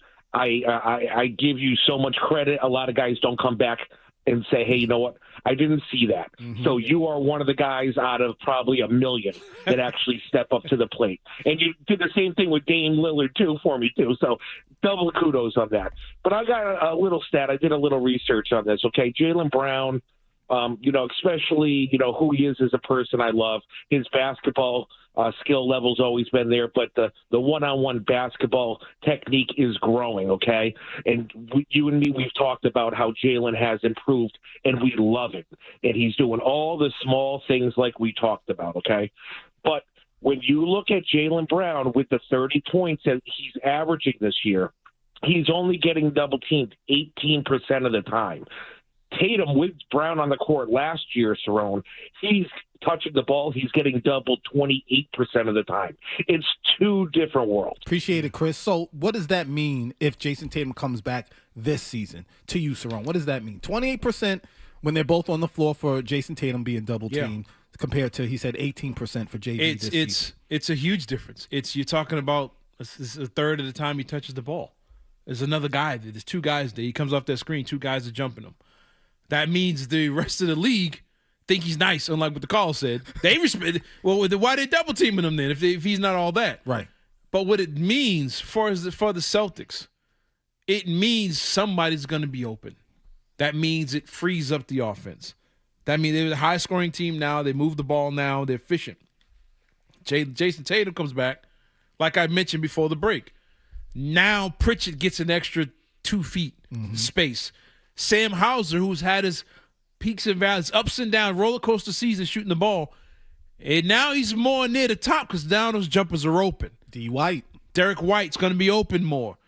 Jaylen Brown, who we've just said is improving a lot. Jaylen Brown now, he gets to shoot that free throw line jumper. He's got more room now. He's coming off a pin down, curl, whatever. He's catching, shooting. He's free. He's going to get more open shots in the corner. We were saying how his dunk numbers are down this year. Guess who's going to get more dunks and more cracks at it on the break? Jaylen Brown, because now he doesn't have the best guy defending him anymore. He doesn't have to handle the ball. Jason Tatum makes it easy on everybody else and still is able to get buckets on his own. And he's extremely good at recognizing when the double's coming, where the double's coming from. He was terrible early on. He turned his back, and they would come and pick his pockets. Now he sets them up and anticipates it. And he can, with his height, he slows down. He can see where the trap is coming from. And please don't say I compared this man to Magic Johnson like this. The reason Magic was so dominant as a point guard, he's 6'9", big body. He would turn his back. Magic would be posting up from half court almost, looking over the smaller defender. So they couldn't double team him because he could see. And when they would double, Magic would find the other guy. Tatum is getting to that point now where his vision, he sees the whole court, and when they're doubling him, he's finding guys cross court on the money behind him. He's very smooth with the behind the back pass. I mentioned the pass to Horford. he fed Horford for the last 4 years. He kept him in the NBA. Austin Horford in Golden State doesn't look like he belongs. It's amazing how that happens. Tatum opens it up for everybody else. He opens it up defensively, on the glass, ball movement, and he gives you another ISO scorer down the stretch of late games. I think we have Carl in Grafton who agrees with you, Cerrone. Carl. Yeah, fellas. First of all, early 90s West Coast rap, like, genius call by y'all. As an East Coast kid, like, just hearing something different was tremendous. But Tatum is, like,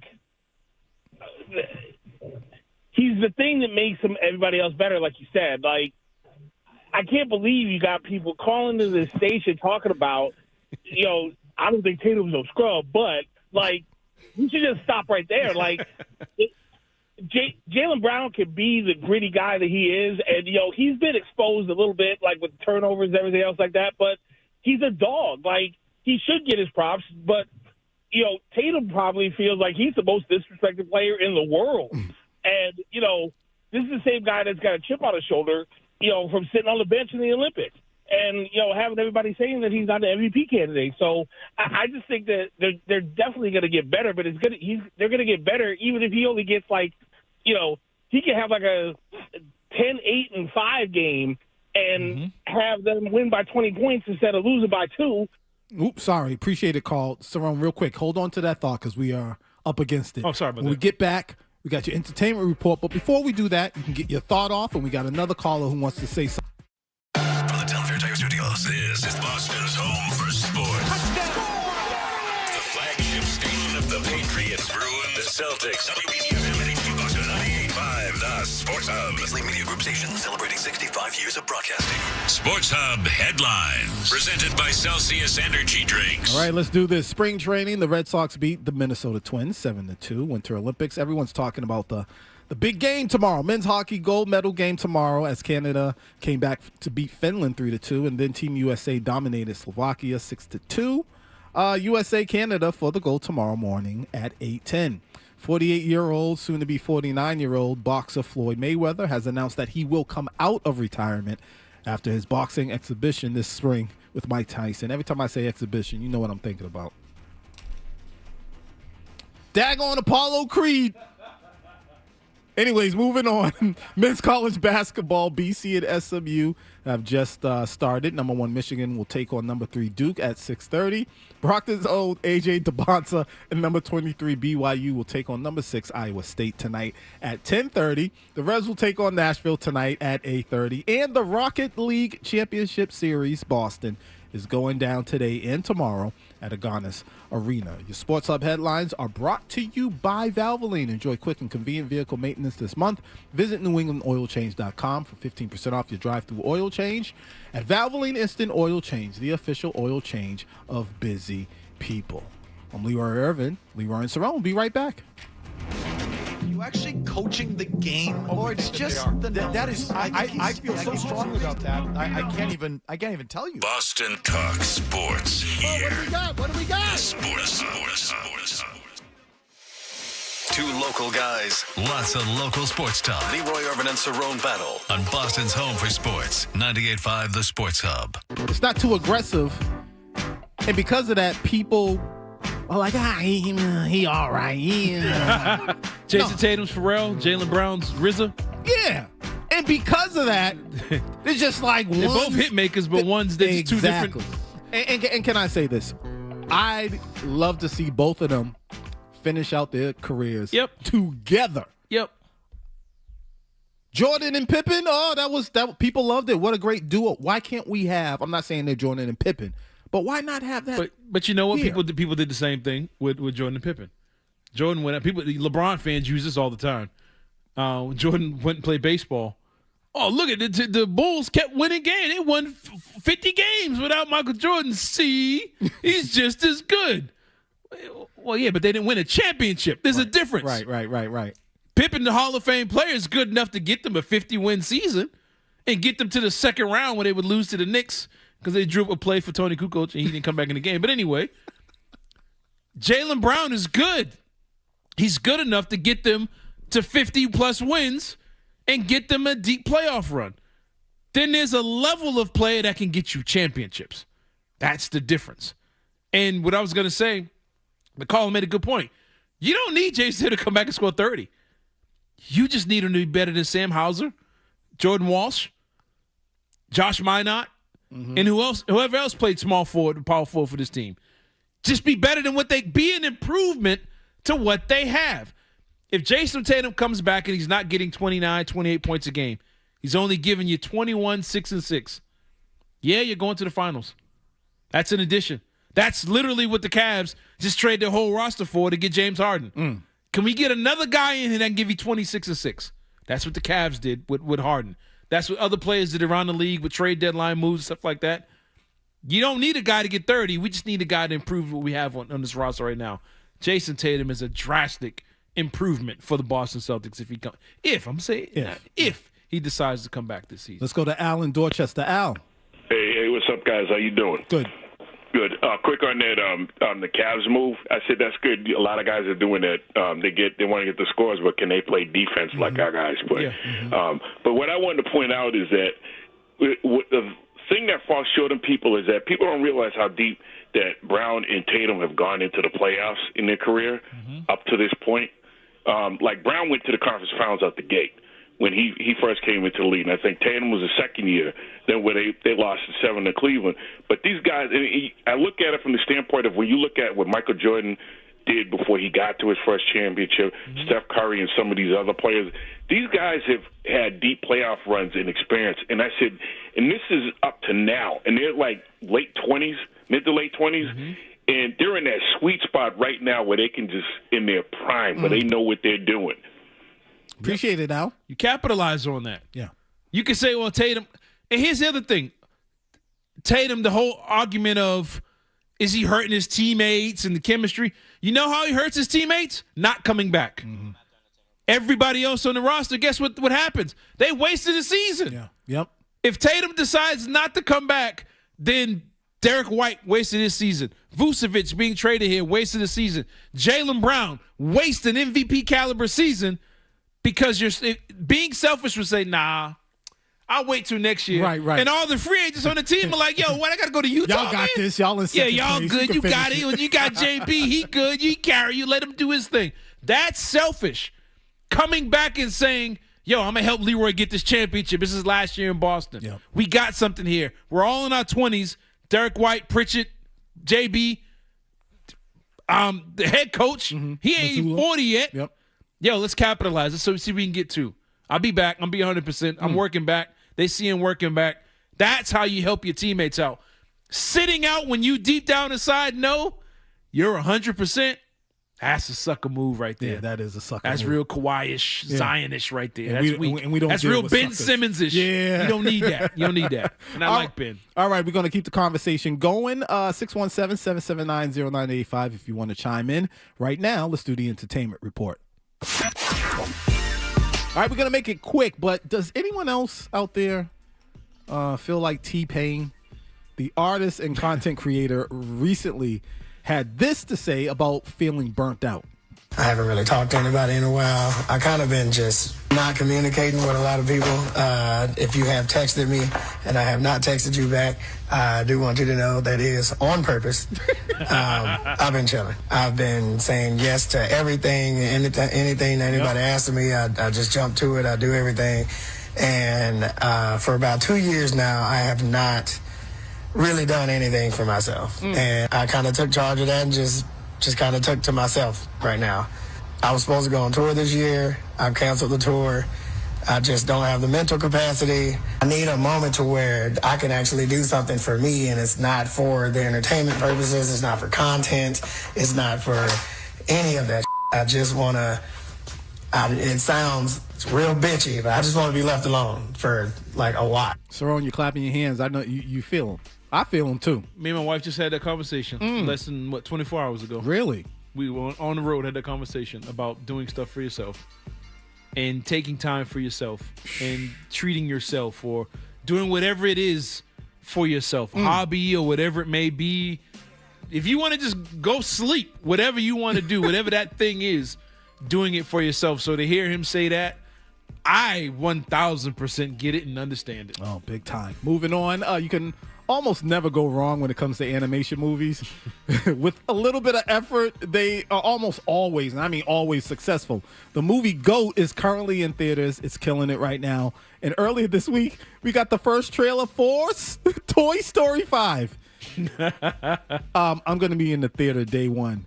The toys are facing off with technology. The funny part to me, Cerrone, they got poor Woody going bald. Yeah, that was hilarious. I was cracking up. Toy Story 5 is set to hit theaters June 19th. When I saw them fighting with the iPad, that's deep. I thought that was kind of deep. But very deep. And to wrap this thing up, I'm going to do it a little bit differently. I wanted to say, if you weren't at the New Edition Way Tour concert at the Garden last Sunday, you missed out. You missed out. New Edition, Boyz II Men, and Tony Braxton. I don't know what you're laughing about, Cerrone, but we're going to find out in a second. They had that place jumping. It didn't matter if it was a ballad or an up-tempo song.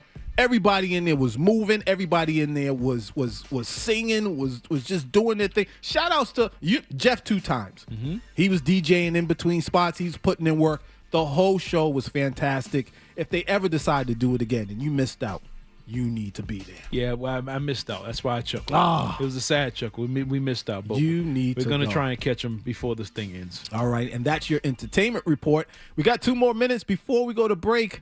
We have, what's up? Oh, it says entertainment purposes, man. Yeah. My wife had me on a little ride up. Uh-huh. We watched that Top Model documentary on Netflix. Yeah. Man, the Tyra Banks is worse than the Diddy documentary, man. Like, yo, what is going on Top Model? I didn't know it was that wild. No Banks? Is that the new word? No Tyra? Man, I don't know. I didn't hear that one. But yeah, it's man. Everybody say no Diddy, but maybe it's no Tyra. That Top Model had them girls stressing. I heard they didn't get paid a dime. I heard the judges got paid, but the contestants got nothing. I ain't got to that part yet. Oh, Lord, it's bad.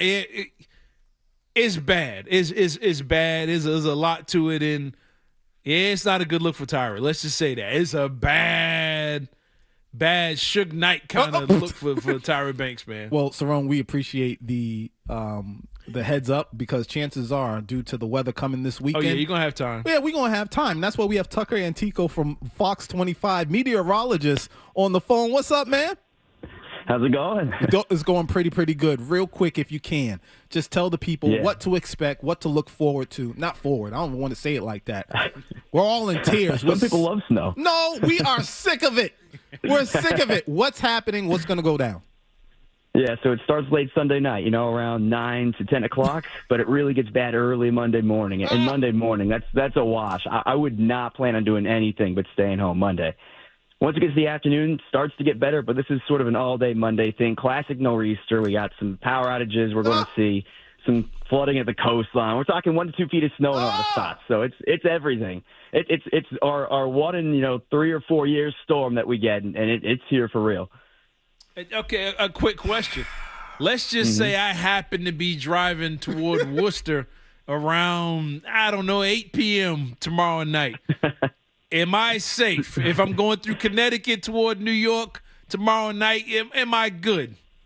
Yeah, if you're going to Worcester tomorrow and you're leaving from Boston, you're pushing it around 8, but you can make it. If you're going down to New York, I don't know, save it for Tuesday. It's going to be bad down there too. Oh, you just hurt his heart. Tucker, I have a question. I've always wanted to ask a meteorologist this. So for the average person, the average Bostonian, anyone that lives in a snowy, cold area, at some point we get sick and tired of it. I've reached that point. Many of us have. But as a meteorologist, do you ever get tired of it? Because I know, like, when you see storms, I imagine that you guys get excited because that's what you love to do and talk about and research. But at some point, do you guys ever get tired of it? Well, it's a different answer whether it's me or my coworkers. I can tell you they're not as happy. But as someone who grew up here, whose dream come true, it was coming back to Boston and working here on air, Boston 25, with people I grew up watching. I mean, covering a big snowstorm, that's what you live for, at least for me. So I never get tired personally, but I totally understand the sentiment. It's not the same across the board. Oh, my goodness. But this is it, man. This is like the Super Bowl. Thank you. Once again, this is Tucker Antico. He's a meteorologist from Boston 25. Tucker, we appreciate you calling in. And hopefully, I mean, I you know what? I would love to continue to talk after today. just not about weather. Hopefully that means spring is right around the corner. The snow's going to start to melt. Okay. All right. That's what it is. The temperature's going up. All right. Appreciate it, man. All right. We got to take a quick break. When we get back, Patriots talk. Oh, Lord. Man, you better not play that. I don't remember putting this one on the list. Come on now. Let's be a little careful. Anyways, when we get back, Patriots talk. This is Leroy and Cerrone. I'm over here sweating bullets. If we lose our opportunity here, it's George's fault.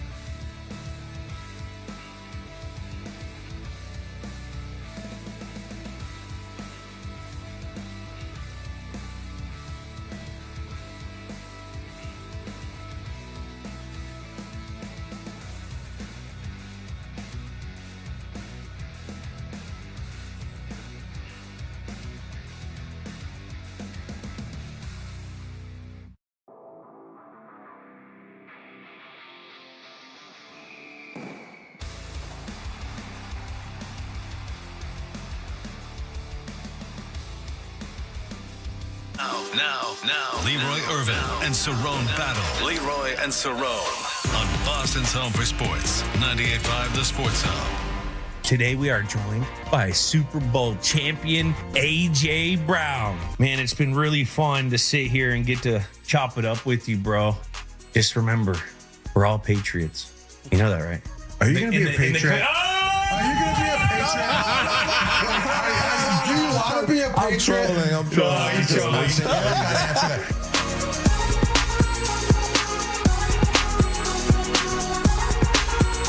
gonna take my time.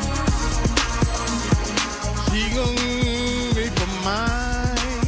I'm gonna take it slow. I'm not gonna rush. Anyways, it's 985 The Sports Hub, Leroy Cerrone Show. I'm not going to get us kicked off here. Don't worry. Listen, that song is tough. When it came out, I was like, this is it. I might have to put this on to work tonight. I'm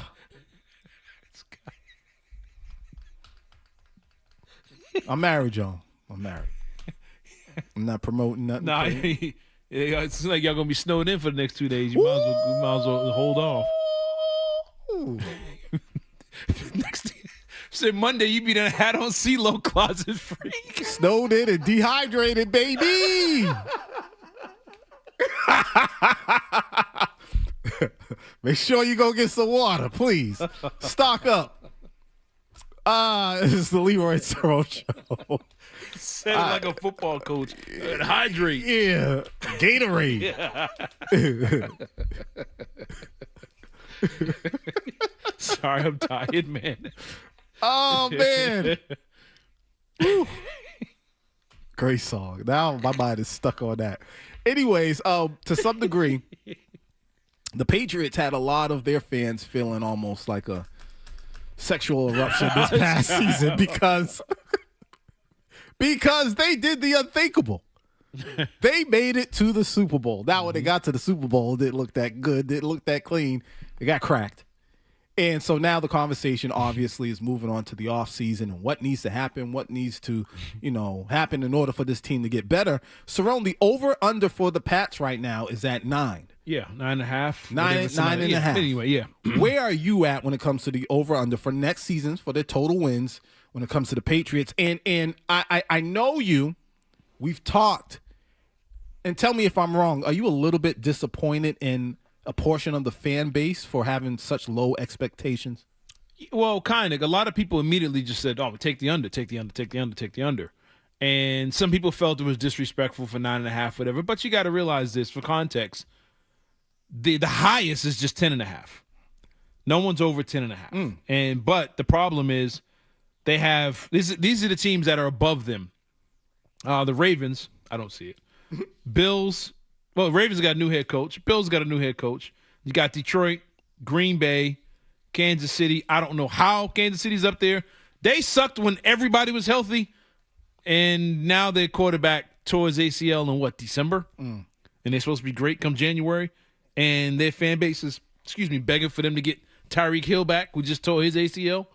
So you want Hill and Mahomes with torn ACL, and Kelsey, who's been running like his ACL's been torn for 3 years. But they got Kansas City ahead of them. The Chargers, I don't know how, but go ahead. The Rams, I understand it. Eagles, yep. Niners, don't see it at all. Seahawks, defending champs, makes sense. That's who they have ahead of them. And on their level, the Bears, I get it. The Cincinnati Bengals, they've sucked for 4 years in a row. We still waiting on the Bengals to turn it around. I don't know why they still believe in them. I understand Joe Burrow, but they're the worst defensive team in the league, and they're probably going to lose their best defender this offseason. So that's that when it comes to them. Denver Broncos, I get it. The Texans, okay, maybe. Jacksonville, I get it with their turnaround, but they got some free agents they have to sign. And, of course, the Patriots. So, I mean, they're 9.5. The top is 10.5, and they got them in the mix with all the teams we consider contenders. And I don't see no problem with that. But a majority of fans were like, oh, take the under. The schedule's tougher. They're going to struggle against these teams or whatever. And I just want people to wait. It's February. Free agency ain't even happened yet. Right. Plays are still getting released by the minute. Every time you refresh your phone, somebody's missing. You don't know what the Patriots roster is going to look like, and you don't know who the opponents on their schedule roster is going to look like. And just for context, the Green Bay Packers, I have no idea what's going to be there and what that situation is going to look like. Minnesota, who's their quarterback? All right, there you go with that. Denver Broncos, you got them at home. Vegas, rookie quarterback. Steelers, who's their quarterback? It's going to be Will Howard. They got a new head coach. Tomlin's gone. Aaron Rodgers is done. They're still going to bring another quarterback. They still don't have another receiver. Buffalo has a lot of questions on that team. They have a new head coach. Miami just cut everybody on the team that was good. You got them twice. The Jets are a mess. You beat the Bears last time you played them on the road. Detroit could be tough. Oh, they could suck like they did second half of the season. Kansas City. Do you know who's going to be the quarterback when the Patriots play? No, you don't. Right. You don't know their situation. You know who their receivers are going to be. Is it still going to be Taekwon and Juju? When are they facing off? They don't know yet. That's the thing. Okay. Don't pencil in Kansas City as an L. And if they play week 3 and Mahomes ain't there, you know what I'm saying? Right. You don't know the situation. Chargers, you just cooked them. Seattle could be very tough. Seattle got to pay Kenneth Walker. They might lose. What'd that Super Bowl look like without Kenneth Walker? That's a different game. Rashid Shaheed's a free agent as well. They have other guys they have to pay. And Charbonnet, their second best running back, he tore his ACL in December too. So they could be without Charbonnet and Kenneth Walker at the time you play them next season. So you don't know what they're going to look like. They're a good team. Jacksonville, they could be good. They could be terrible. Travis Etienne's a free agent. Their best linebacker, I can't think of the guy's name. He's a free agent as well. Then you got, again, Miami twice, Jets twice, and you got the Bills twice. There's a lot of winnable games there. You know what the majority of this Patriots roster is going to look like. You know who the coaching staff is. All these other teams got new coaches, new coordinators, free agents, pieces leaving, guys injured that got hurt at the end of the season, and you're only penciling them in over them because of name value. Yep. Oh, it's Josh Allen. Oh, it's Lamar Jackson. Oh, it's Pat Mahomes. Even though he's got one leg, it's Pat Mahomes. You know, you're just penciling those guys in, and you're not looking at the overall picture of those teams. And again, it's February. Draft hasn't happened. Even watched the combine. We ain't seen training camp. Somebody's gonna blow an ACL in training camp around the league. There's gonna be an Achilles injury around the league. Every year we say, look out for the Cincinnati. Oh, Joe Burrow's down again. They suck. It happens every year. So stop looking in February and just automatically saying, oh, the Patriots' schedule is tougher. You sure about that? I know Drake May's going to be here. I know Mike Vrabel's going to be here. I'm pretty sure Gonzalez and Milton Williams are going to be here. That's a good core. The rest of these teams, we don't know who their quarterbacks are or what their new coaches are going to look like or who they're going to pick up in free agency. So I would say pump the brakes and wait until, I don't know, August before you say, look out for this team, that team, or this team is going to suck. Wait till the rosters are filled out, and then we'll see who's doing what's what. All right, 617-779-0985 is the number. Let's go to Joe in West Virginia. Joe. If it's free, I'll take 3. Okay. 3 hours of jam-packed sports talk with the Leroy and Cerrone show. Appreciate you, Joe. Man, it's the bomb, I'll tell you right now. Thank you. And Cerrone, you're going with a master sports anchor and Steve Burton. You're going to learn something just being there with him, by the way. Great show as always, guys. And I just wanted to say real quick with the Olympics, they don't need Snoop Dogg and Mike Tirico because they can just take Leroy. He could do both for them. Oh, God. As entertainer and the voice. And you got Martha Stewart and Stanley Tucci. It's nice to see them representing our country. Hey, keep up the good work, guys. Appreciate it, Joe. Joe was talking about something that Cerrone's going to be doing tomorrow night. Again, Cerrone, if you would, tell the people where they can see you on TV tomorrow. WBZ tomorrow with Steve Burton. Sports final, I believe, right after the news tomorrow night. Y'all gonna be stuck in the house. Yeah, so you might as well turn it on. You gonna turn the news on, stay after the forecast. Yep. And you get to see me with Mr. Burton talking about the Celtics. So it should be fun. Y'all make sure you tell a friend to tune in. Again, like Cerrone said, you gonna be in the house. You might as well show love. All this pressure. You're gonna everybody watch him. Please, get up there man, go. You pressure, whatever. Be shy, Ronnie from SNL. Go whispering. on there. You gonna handle it. You gonna kill it. I don't know why you even fronting like that. Listen, we gotta take a quick break. Before we started the last break, we heard Julian Edelman and AJ Brown and AJ, you gonna be a Patriot? Blah blah blah. Let's talk about big names potentially coming to the Patriots. All right, we'll do that next. He's Cerrone Battle. I'm Leroy Irvin. I want to rock right now on 98.5, The Sports Hub. Snoop!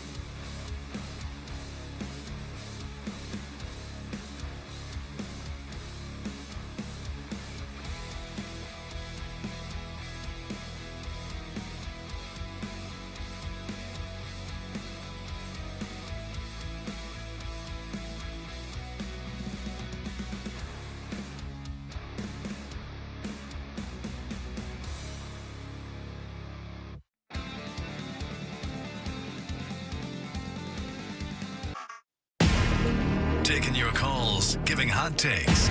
Leroy Irvin and Cerrone battle on 98.5 The Sports Hub. The future of Max Crosby with the Las Vegas Raiders, what the price tag would be if he were to be traded. And, of course, I'll ask, will the Eagles be in on the Max Crosby sweepstakes? Well, I was told that the Raiders don't want to trade him, that if they even contemplated it would take a Micah Parsons type package. That's what I was told. Do I think they're getting 2 1s and a player? No. Do I think that they're going to want to trade him? No. Do I think he'll be traded again, like A.J. Brown? It'll change by the week. Certainly possible. Yeah. Welcome back, 98.5 The Sports Hub. He is Cerrone Battle. I'm Leroy Irvin. That felt good. I ain't gonna lie. Ooh. It's been a lot of talk about the Patriots trying to re-up, trying to reinforce, get back to the Super Bowl, but not just get back there, but to win. And part of the conversation that a lot of people are having, well, Cerrone, I'll let you tell it, because people have been talking about a lot of big names in the NFL potentially coming to the Patriots, but I know you have a question for the people, so. No, it's the question I have is kind of, we just talking back and forth about, do you want these players because of their current talent and skill, or because of the name? Now, I love how you just said that. Can I just go to Jay before you go? Jay in Dorchester. Jay, hey, what's up, fellas? What's going on, man? Another blessed day. Yes, hey, right. They took my shine just now. I was thinking of Max Crosby because we definitely need that edge rusher, put a little bit more pressure on the offensive on the offensive opponent and stuff like that. So I wish we could get like a, even if it's not Max Crosby, somebody on the edge to grab that quarterback. But I hope you guys have a blessed day, and I'll check y'all out next week. Well, Jay, don't hang up. Don't hang up. My fault. No. I agree with them when I said bringing the big names or whatever. I know I agree with the caller. Oh, okay. Appreciate it, Jay. Thanks for the call, man. I think Max Crosby is the one guy. Oh, okay. Got you. That is not only a name, but still an impact player. If you're going to make the move, you're going to give up draft picks and the first part of your draft this year, next year, whatever, for a guy, make sure he's currently a playmaker. So I think Max Crosby is still that. So I'm assuming we played the Julian Edelman, A.J. Brown clips. I'm assuming A.J. Brown is not on that list for you. No, he's not. Is he nice? He's got game? Yeah, he's good. He's a good football player. Is he worth giving up first-round picks for? No, I don't think so. At this point in his career, I don't think he is. And I think we cover it up with, the system. System in Philly. It's quarterback. We gone to the point of saying Jalen Hurts is trash because A.J. Brown isn't getting numbers. You know what I'm saying? It's is he a good talent? Is he an upgrade over what you have? Of course. But is he worth what it would take to get him? Is it the minute Tyreek Hill's name came up when he got released? A lot of people said, bring Tyreek Hill. You got Mike Evans out there. People, man, let's go get Mike Evans. Mike Evans is like my age. Like, yo, come on, man. We gonna keep doing this? He's good. But is he worth what it would take to get him? Is Tyreek Hill coming off a torn ACL and whatever other injuries he had with that leg? Is he worth what it would take to get him? And is he worth bringing in your locker room? This guy's had issues with everybody everywhere he went. Right. A.J. Brown's in a championship situation. Philadelphia. He's still going back and forth with them about how he's being used. They're like, yo, but we're winning. Do you think, he's cool with Vrabel? Is he? Will he be? If he's not getting his targets. When he was with Vrabel last time, guess what he was getting? Targets. With Vrabel this time, with a quarterback and an offensive coordinator who's all about spreading it around and running the football, is he still going to get the targets? Is he going to be on the sideline reading the book? Are you going to be cool as a fan if he pulls out a book on the sideline at Gillette? No, you're not. Not Patriots fans. You ain't going to go for that. Is he worth it? Or do you say, you know what? We have to trust this coaching staff to build up and develop young players and talent. Yep. Trust them to build up the next A.J. Brown. Trust them to find Mike Evans. Trust them to find Max Crosby in the draft. You see what I'm saying? Mm-hmm. These guys are being drafted first through seventh round. Pro Bowlers are being drafted all over the place. There's always one guy that finds talent in the draft, way down. Find you a Mike Evans. I think Tyreek Hill, wasn't he drafted in like the 6th round? But find the next one. Stop trying to get one that's already ready-made and already a used vehicle. You see what I'm saying? Oh, wow. Okay, you want an S500 Mercedes? Yep, AMG. Yes, I absolutely want an AMG. I don't want a 2014 one, though. You see what I'm saying? I don't want a 2014. I want the new one. You want the new one. Max Crosby? Yeah, he's a 2023 AMG. Yeah, I want that one. Hey, the model hasn't changed much. Still productive. Still fire. Look good when I go to the beach. Got his oil changed. His oil's out there.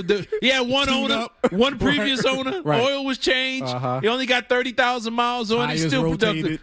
New tires. Smells good. I want that one. No, I don't want the 2012 AMG with 220,000 miles on it that looked good when Pat Mahomes was driving it. I don't want that one. Trust this staff to build and find the new one, just like they found Travion Henderson. You see what I'm saying? Yeah. The way they built up a Mac Hollins, the way they built up. I know we're getting on Will Campbell because his arm length. It's like, okay, yeah, they're spinning. They're getting there with him. But rookies were a huge part of this team. Trust them to develop those guys for year 2. Trust them to develop Drake May, who you weren't sure what kind of car he was. You get the right driver in, all of a sudden he got a Ferrari sitting there. Like, oh, wait a minute. Trust them to do the same thing they did with Drake May with everybody else they find in this draft, and stop trying to just go for the ready-made name that's out there but got a lot of mileage and a lot of issues, and, you know, there's no Carfax on none of these guys. I mean, there's a lot of really nice-looking cars at used car lots. I drive by them all the time. There's a reason they over that there. looks like a really good deal. Nah, you better leave it alone. Let's go to Jay in the car. Jay. What's going on, guys? What's up? I'm just thinking about some not free agents, but just pickups for the off season. What about guys like, you know, you're talking about AJ Brown, how he can have some drama, but what about somebody like Brandon Ayuk? Thinking about bringing in him. Appreciate it, Jay. His injuries. He was a 2024 AMG that somebody crashed and put into a tree, and you see dings all over it. You see, it's like, man, how come the frame isn't lining up? Why this thing or it was in alignment? a pond and they pulled it out. Yeah, there was a flood car. You know, Brandon Ayuk was in a flood out in California. He was in a wildfire, and they painted it and tried to sell it on the East Coast. It happens all the time. Like smoke in the car. Yeah, why does it smell smoky? It's like, it's just smoking. Like, no, don't worry about it. It's a little soot, but with guys like him that are young and were explosive, you have to sit back and ask, how come a team like the Niners won't keep him? How come they're so quick to get rid of him? He's so young. He's damaged goods. I mean, it's a tough game. It's football. It happens. But you're not sitting around waiting on.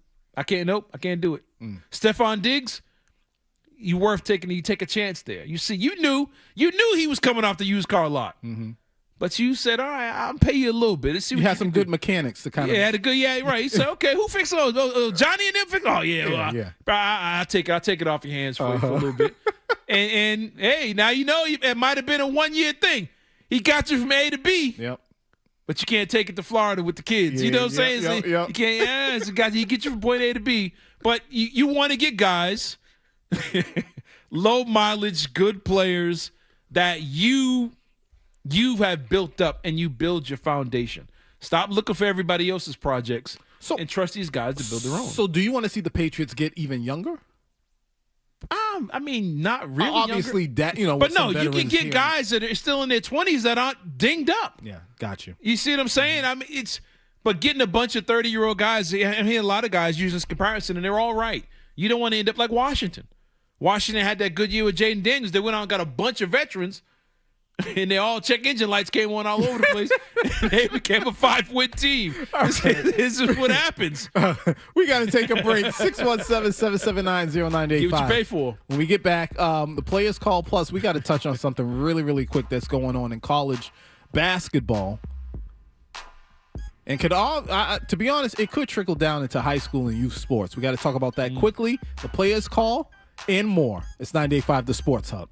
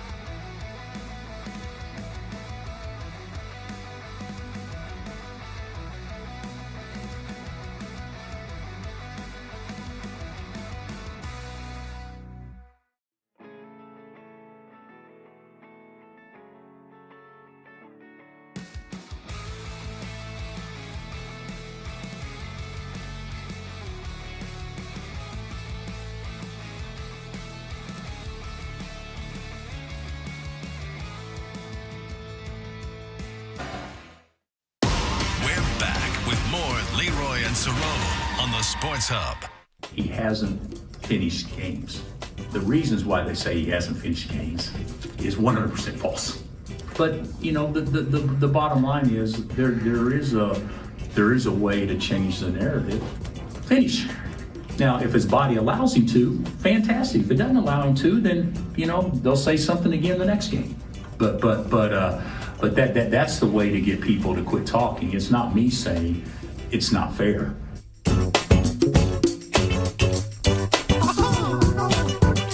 Sound like Mario. Super Mario. It's 98.5 The Sports Hub, Leroy and Cerrone show. Can't get enough of that. I wish we had another hour to really go in and talk more sports. One day. But this has been going on. College basketball. Some are saying college basketball this season is way better than the NBA. That's just what I've heard. That's what I've heard some people say. That's what happens when you have a lot of top 5 recruits. Imagine how good it'd be if they all stayed in college. Exactly. And imagine how it would be if the top players, all of them, wanted to play. Kansas guard Darren Peterson, his availability has really become a huge conversation in the world of not just college basketball, but sports. Long story short, people, this young man is projected to be a top pick in the NBA draft, and he checks himself out of games. Cerrone, where are you with this? How do you feel about this? How does this make you feel about college basketball and youth sports in general? Well, first of all, I'm not drafting him. If I'm picking top 3, I'm not taking him. Any other draft, yeah, you take him. This draft, I got Cam Boozer, I got Caleb, I got AJ. There's other options. No thanks. I'll try again. And guards don't last that long in today's NBA, period. Give me the guy that's 6'9", 6'10", built like a rock, that's playing every night. You can't make it through 25 minutes in a college game as a freshman? You're a 23, 3-1 guy? You give me 1 assist a night as a guard and you sitting out? I'm not touching him. And he's got a reputation of doing this going back to college, to high school. When you got the NIL money and all that stuff, you got high school players load managing. I don't want to get hurt. Get out there and play. College, I don't want to get hurt. So, but you're gonna be ready to give me 82 games in the NBA, but you can't give me 30 in college at Kansas. Were you the man on campus? Come on now, all college kids want to do is hoop. You just want to hoop for a few minutes every night, twice a week. AJ hooping, Caleb Boozer hooping, they hooping against each other. You sat out a whole second half against AJ. Primetime game, everybody's watching. I'm not taking him. But the trickle down is when you're paying these guys this money and they know they don't want to ruin the bag and they got NBA-like agents now, they're telling them, man, just sit out. They got friends and family around them. Man, you don't want to get hurt. You're going to mess up your chances. He's messing up his chances of getting to the NBA now because a lot of scouts, a lot of head coaches, GMs, I'm not putting my job on the line for a guy that's not going to show up. I just got fired because I was dealing with Zion. I just got fired because I trust the process in Philadelphia, and Ben Simmons sitting out, and Embiid sitting out. Load management all over the NBA. I don't need more of that coming in. No thanks, man. Go play in Utah. I don't want you. I'm good. See, I'm worried that, and I'm with you. I'm in total agreement. I can see him making it into the NBA and getting that bag, and then here we go again. He did it. He did it with the high school bag. He did it with the college bag. What's $300 million in the NBA? What's he gonna do? Because to me, I question his love for the game. I don't see how, like you said, you mentioned all these other names, and they're out there competing. As a competitor, as someone who loves basketball, I would want to show, I'm better than these guys. Yeah, every night. Every single night, I'm better than them. Yeah. And this is not what we're getting. You got Duke, Michigan, 1-3 at 6:30. They're going to be out there battling. This is what you want. It went from guys playing 4 years, Tim Duncan, to 2 years, to one and done, to I think he's only played 400 minutes total. He's only played like 13, 14 games. A former NBA player, I don't remember who, but I saw the clip. They were like, you know what? This is why, I think it was Carmelo Anthony. This is why they should let kids come in straight from high school. Do you feel that way? No. I say the opposite. Be like the NFL. Make him play 2 years. I guarantee you if he had to come back to Kansas next year, he'd been out there every game playing 35 minutes. But because he already knows he got the bag and he good to go, What am I playing for? And it's like, if he did it in high school, why am I going to take this kid straight out of high school who can't play a high school game and say, go run my NBA franchise? Are you crazy? I'm not making you the face and CEO of my billion-dollar organization. I'm not doing that if you can't give me 11 minutes a night in college. And like I said to you during the break, college sports, it's a job. It's your job interview. It's your internship. You can tell me you can fix it. You can swap out an engine in the Cadillac. A friend of mine said you can do it. I need to see that you can do it. Right. And do it repeatedly. Could you do it every day? Consistently, yes. Consistently. But if you're sitting out any adversity or whatever, and you just sitting out and the coach is letting you do it, and you did it in high school, you did it in college, you know what? Nah, I'm sorry. I'm gonna take the next guy after you. The next guy's a talented kid. He could be an all-star too. I'll take him. He's the safe bet here. Right. And he shows up every single night. All right, we got to wrap this baby up. It's time for the players' call. Y'all want to hear my player call? I think, do you want to hear the player call? Oh, yeah, this is the time when we take time to show love to someone who's done something phenomenal in sports or in our everyday lives. And with that being said, man, if y'all don't mind, I'd like to go first. My player's call goes to the young people. A lot of times, you know, people get on here or just in life and they talk about young people. Oh, they're lazy. They don't do this. They don't do that. The Rocket League Championship Series is going down at the Agganis Arena. I was able to go to an event yesterday to see some behind-the-scenes things. And what I saw, especially in the production area, was nothing but young people, and they were working their behinds off. Not only working their behinds off, but they were extremely professional. To the young people out there, I know the world can be very, very hard on you. Some of you deserve it. A lot of us deserve it at different ages, but at the end of the day, I see you young people. Y'all keep on doing your thing. You guys are working more efficiently, not harder, and that, I think, is the difference. Hey, George, real quick, who you got? All right, quickly, I wanted to shout out my players called the Team USA, specifically Johnny Gaudreau and Matthew Gaudreau family. The equipment staff for Team USA has been honoring Johnny Hockey with his number 13 USA jersey, a parent in the locker room. I love honoring those who are no longer here with us anymore. As an experienced pallbearer and undertaker myself, shout out to the Gaudreau family and the American hockey team. Go USA. Yeah, George, you can't slip that in. We're going to have to talk about that later. Cerrone, who you got? Mine's going out to Austin Prep star. Let me get this name right. Fopi Ayo. I just seen a special on her on NBC 10. She's a 6'5" center for Austin Prep in Reading. And she's recently committed to Michigan to play. She turned down South Carolina, which is amazing. Wow. Shout out to you doing your own thing.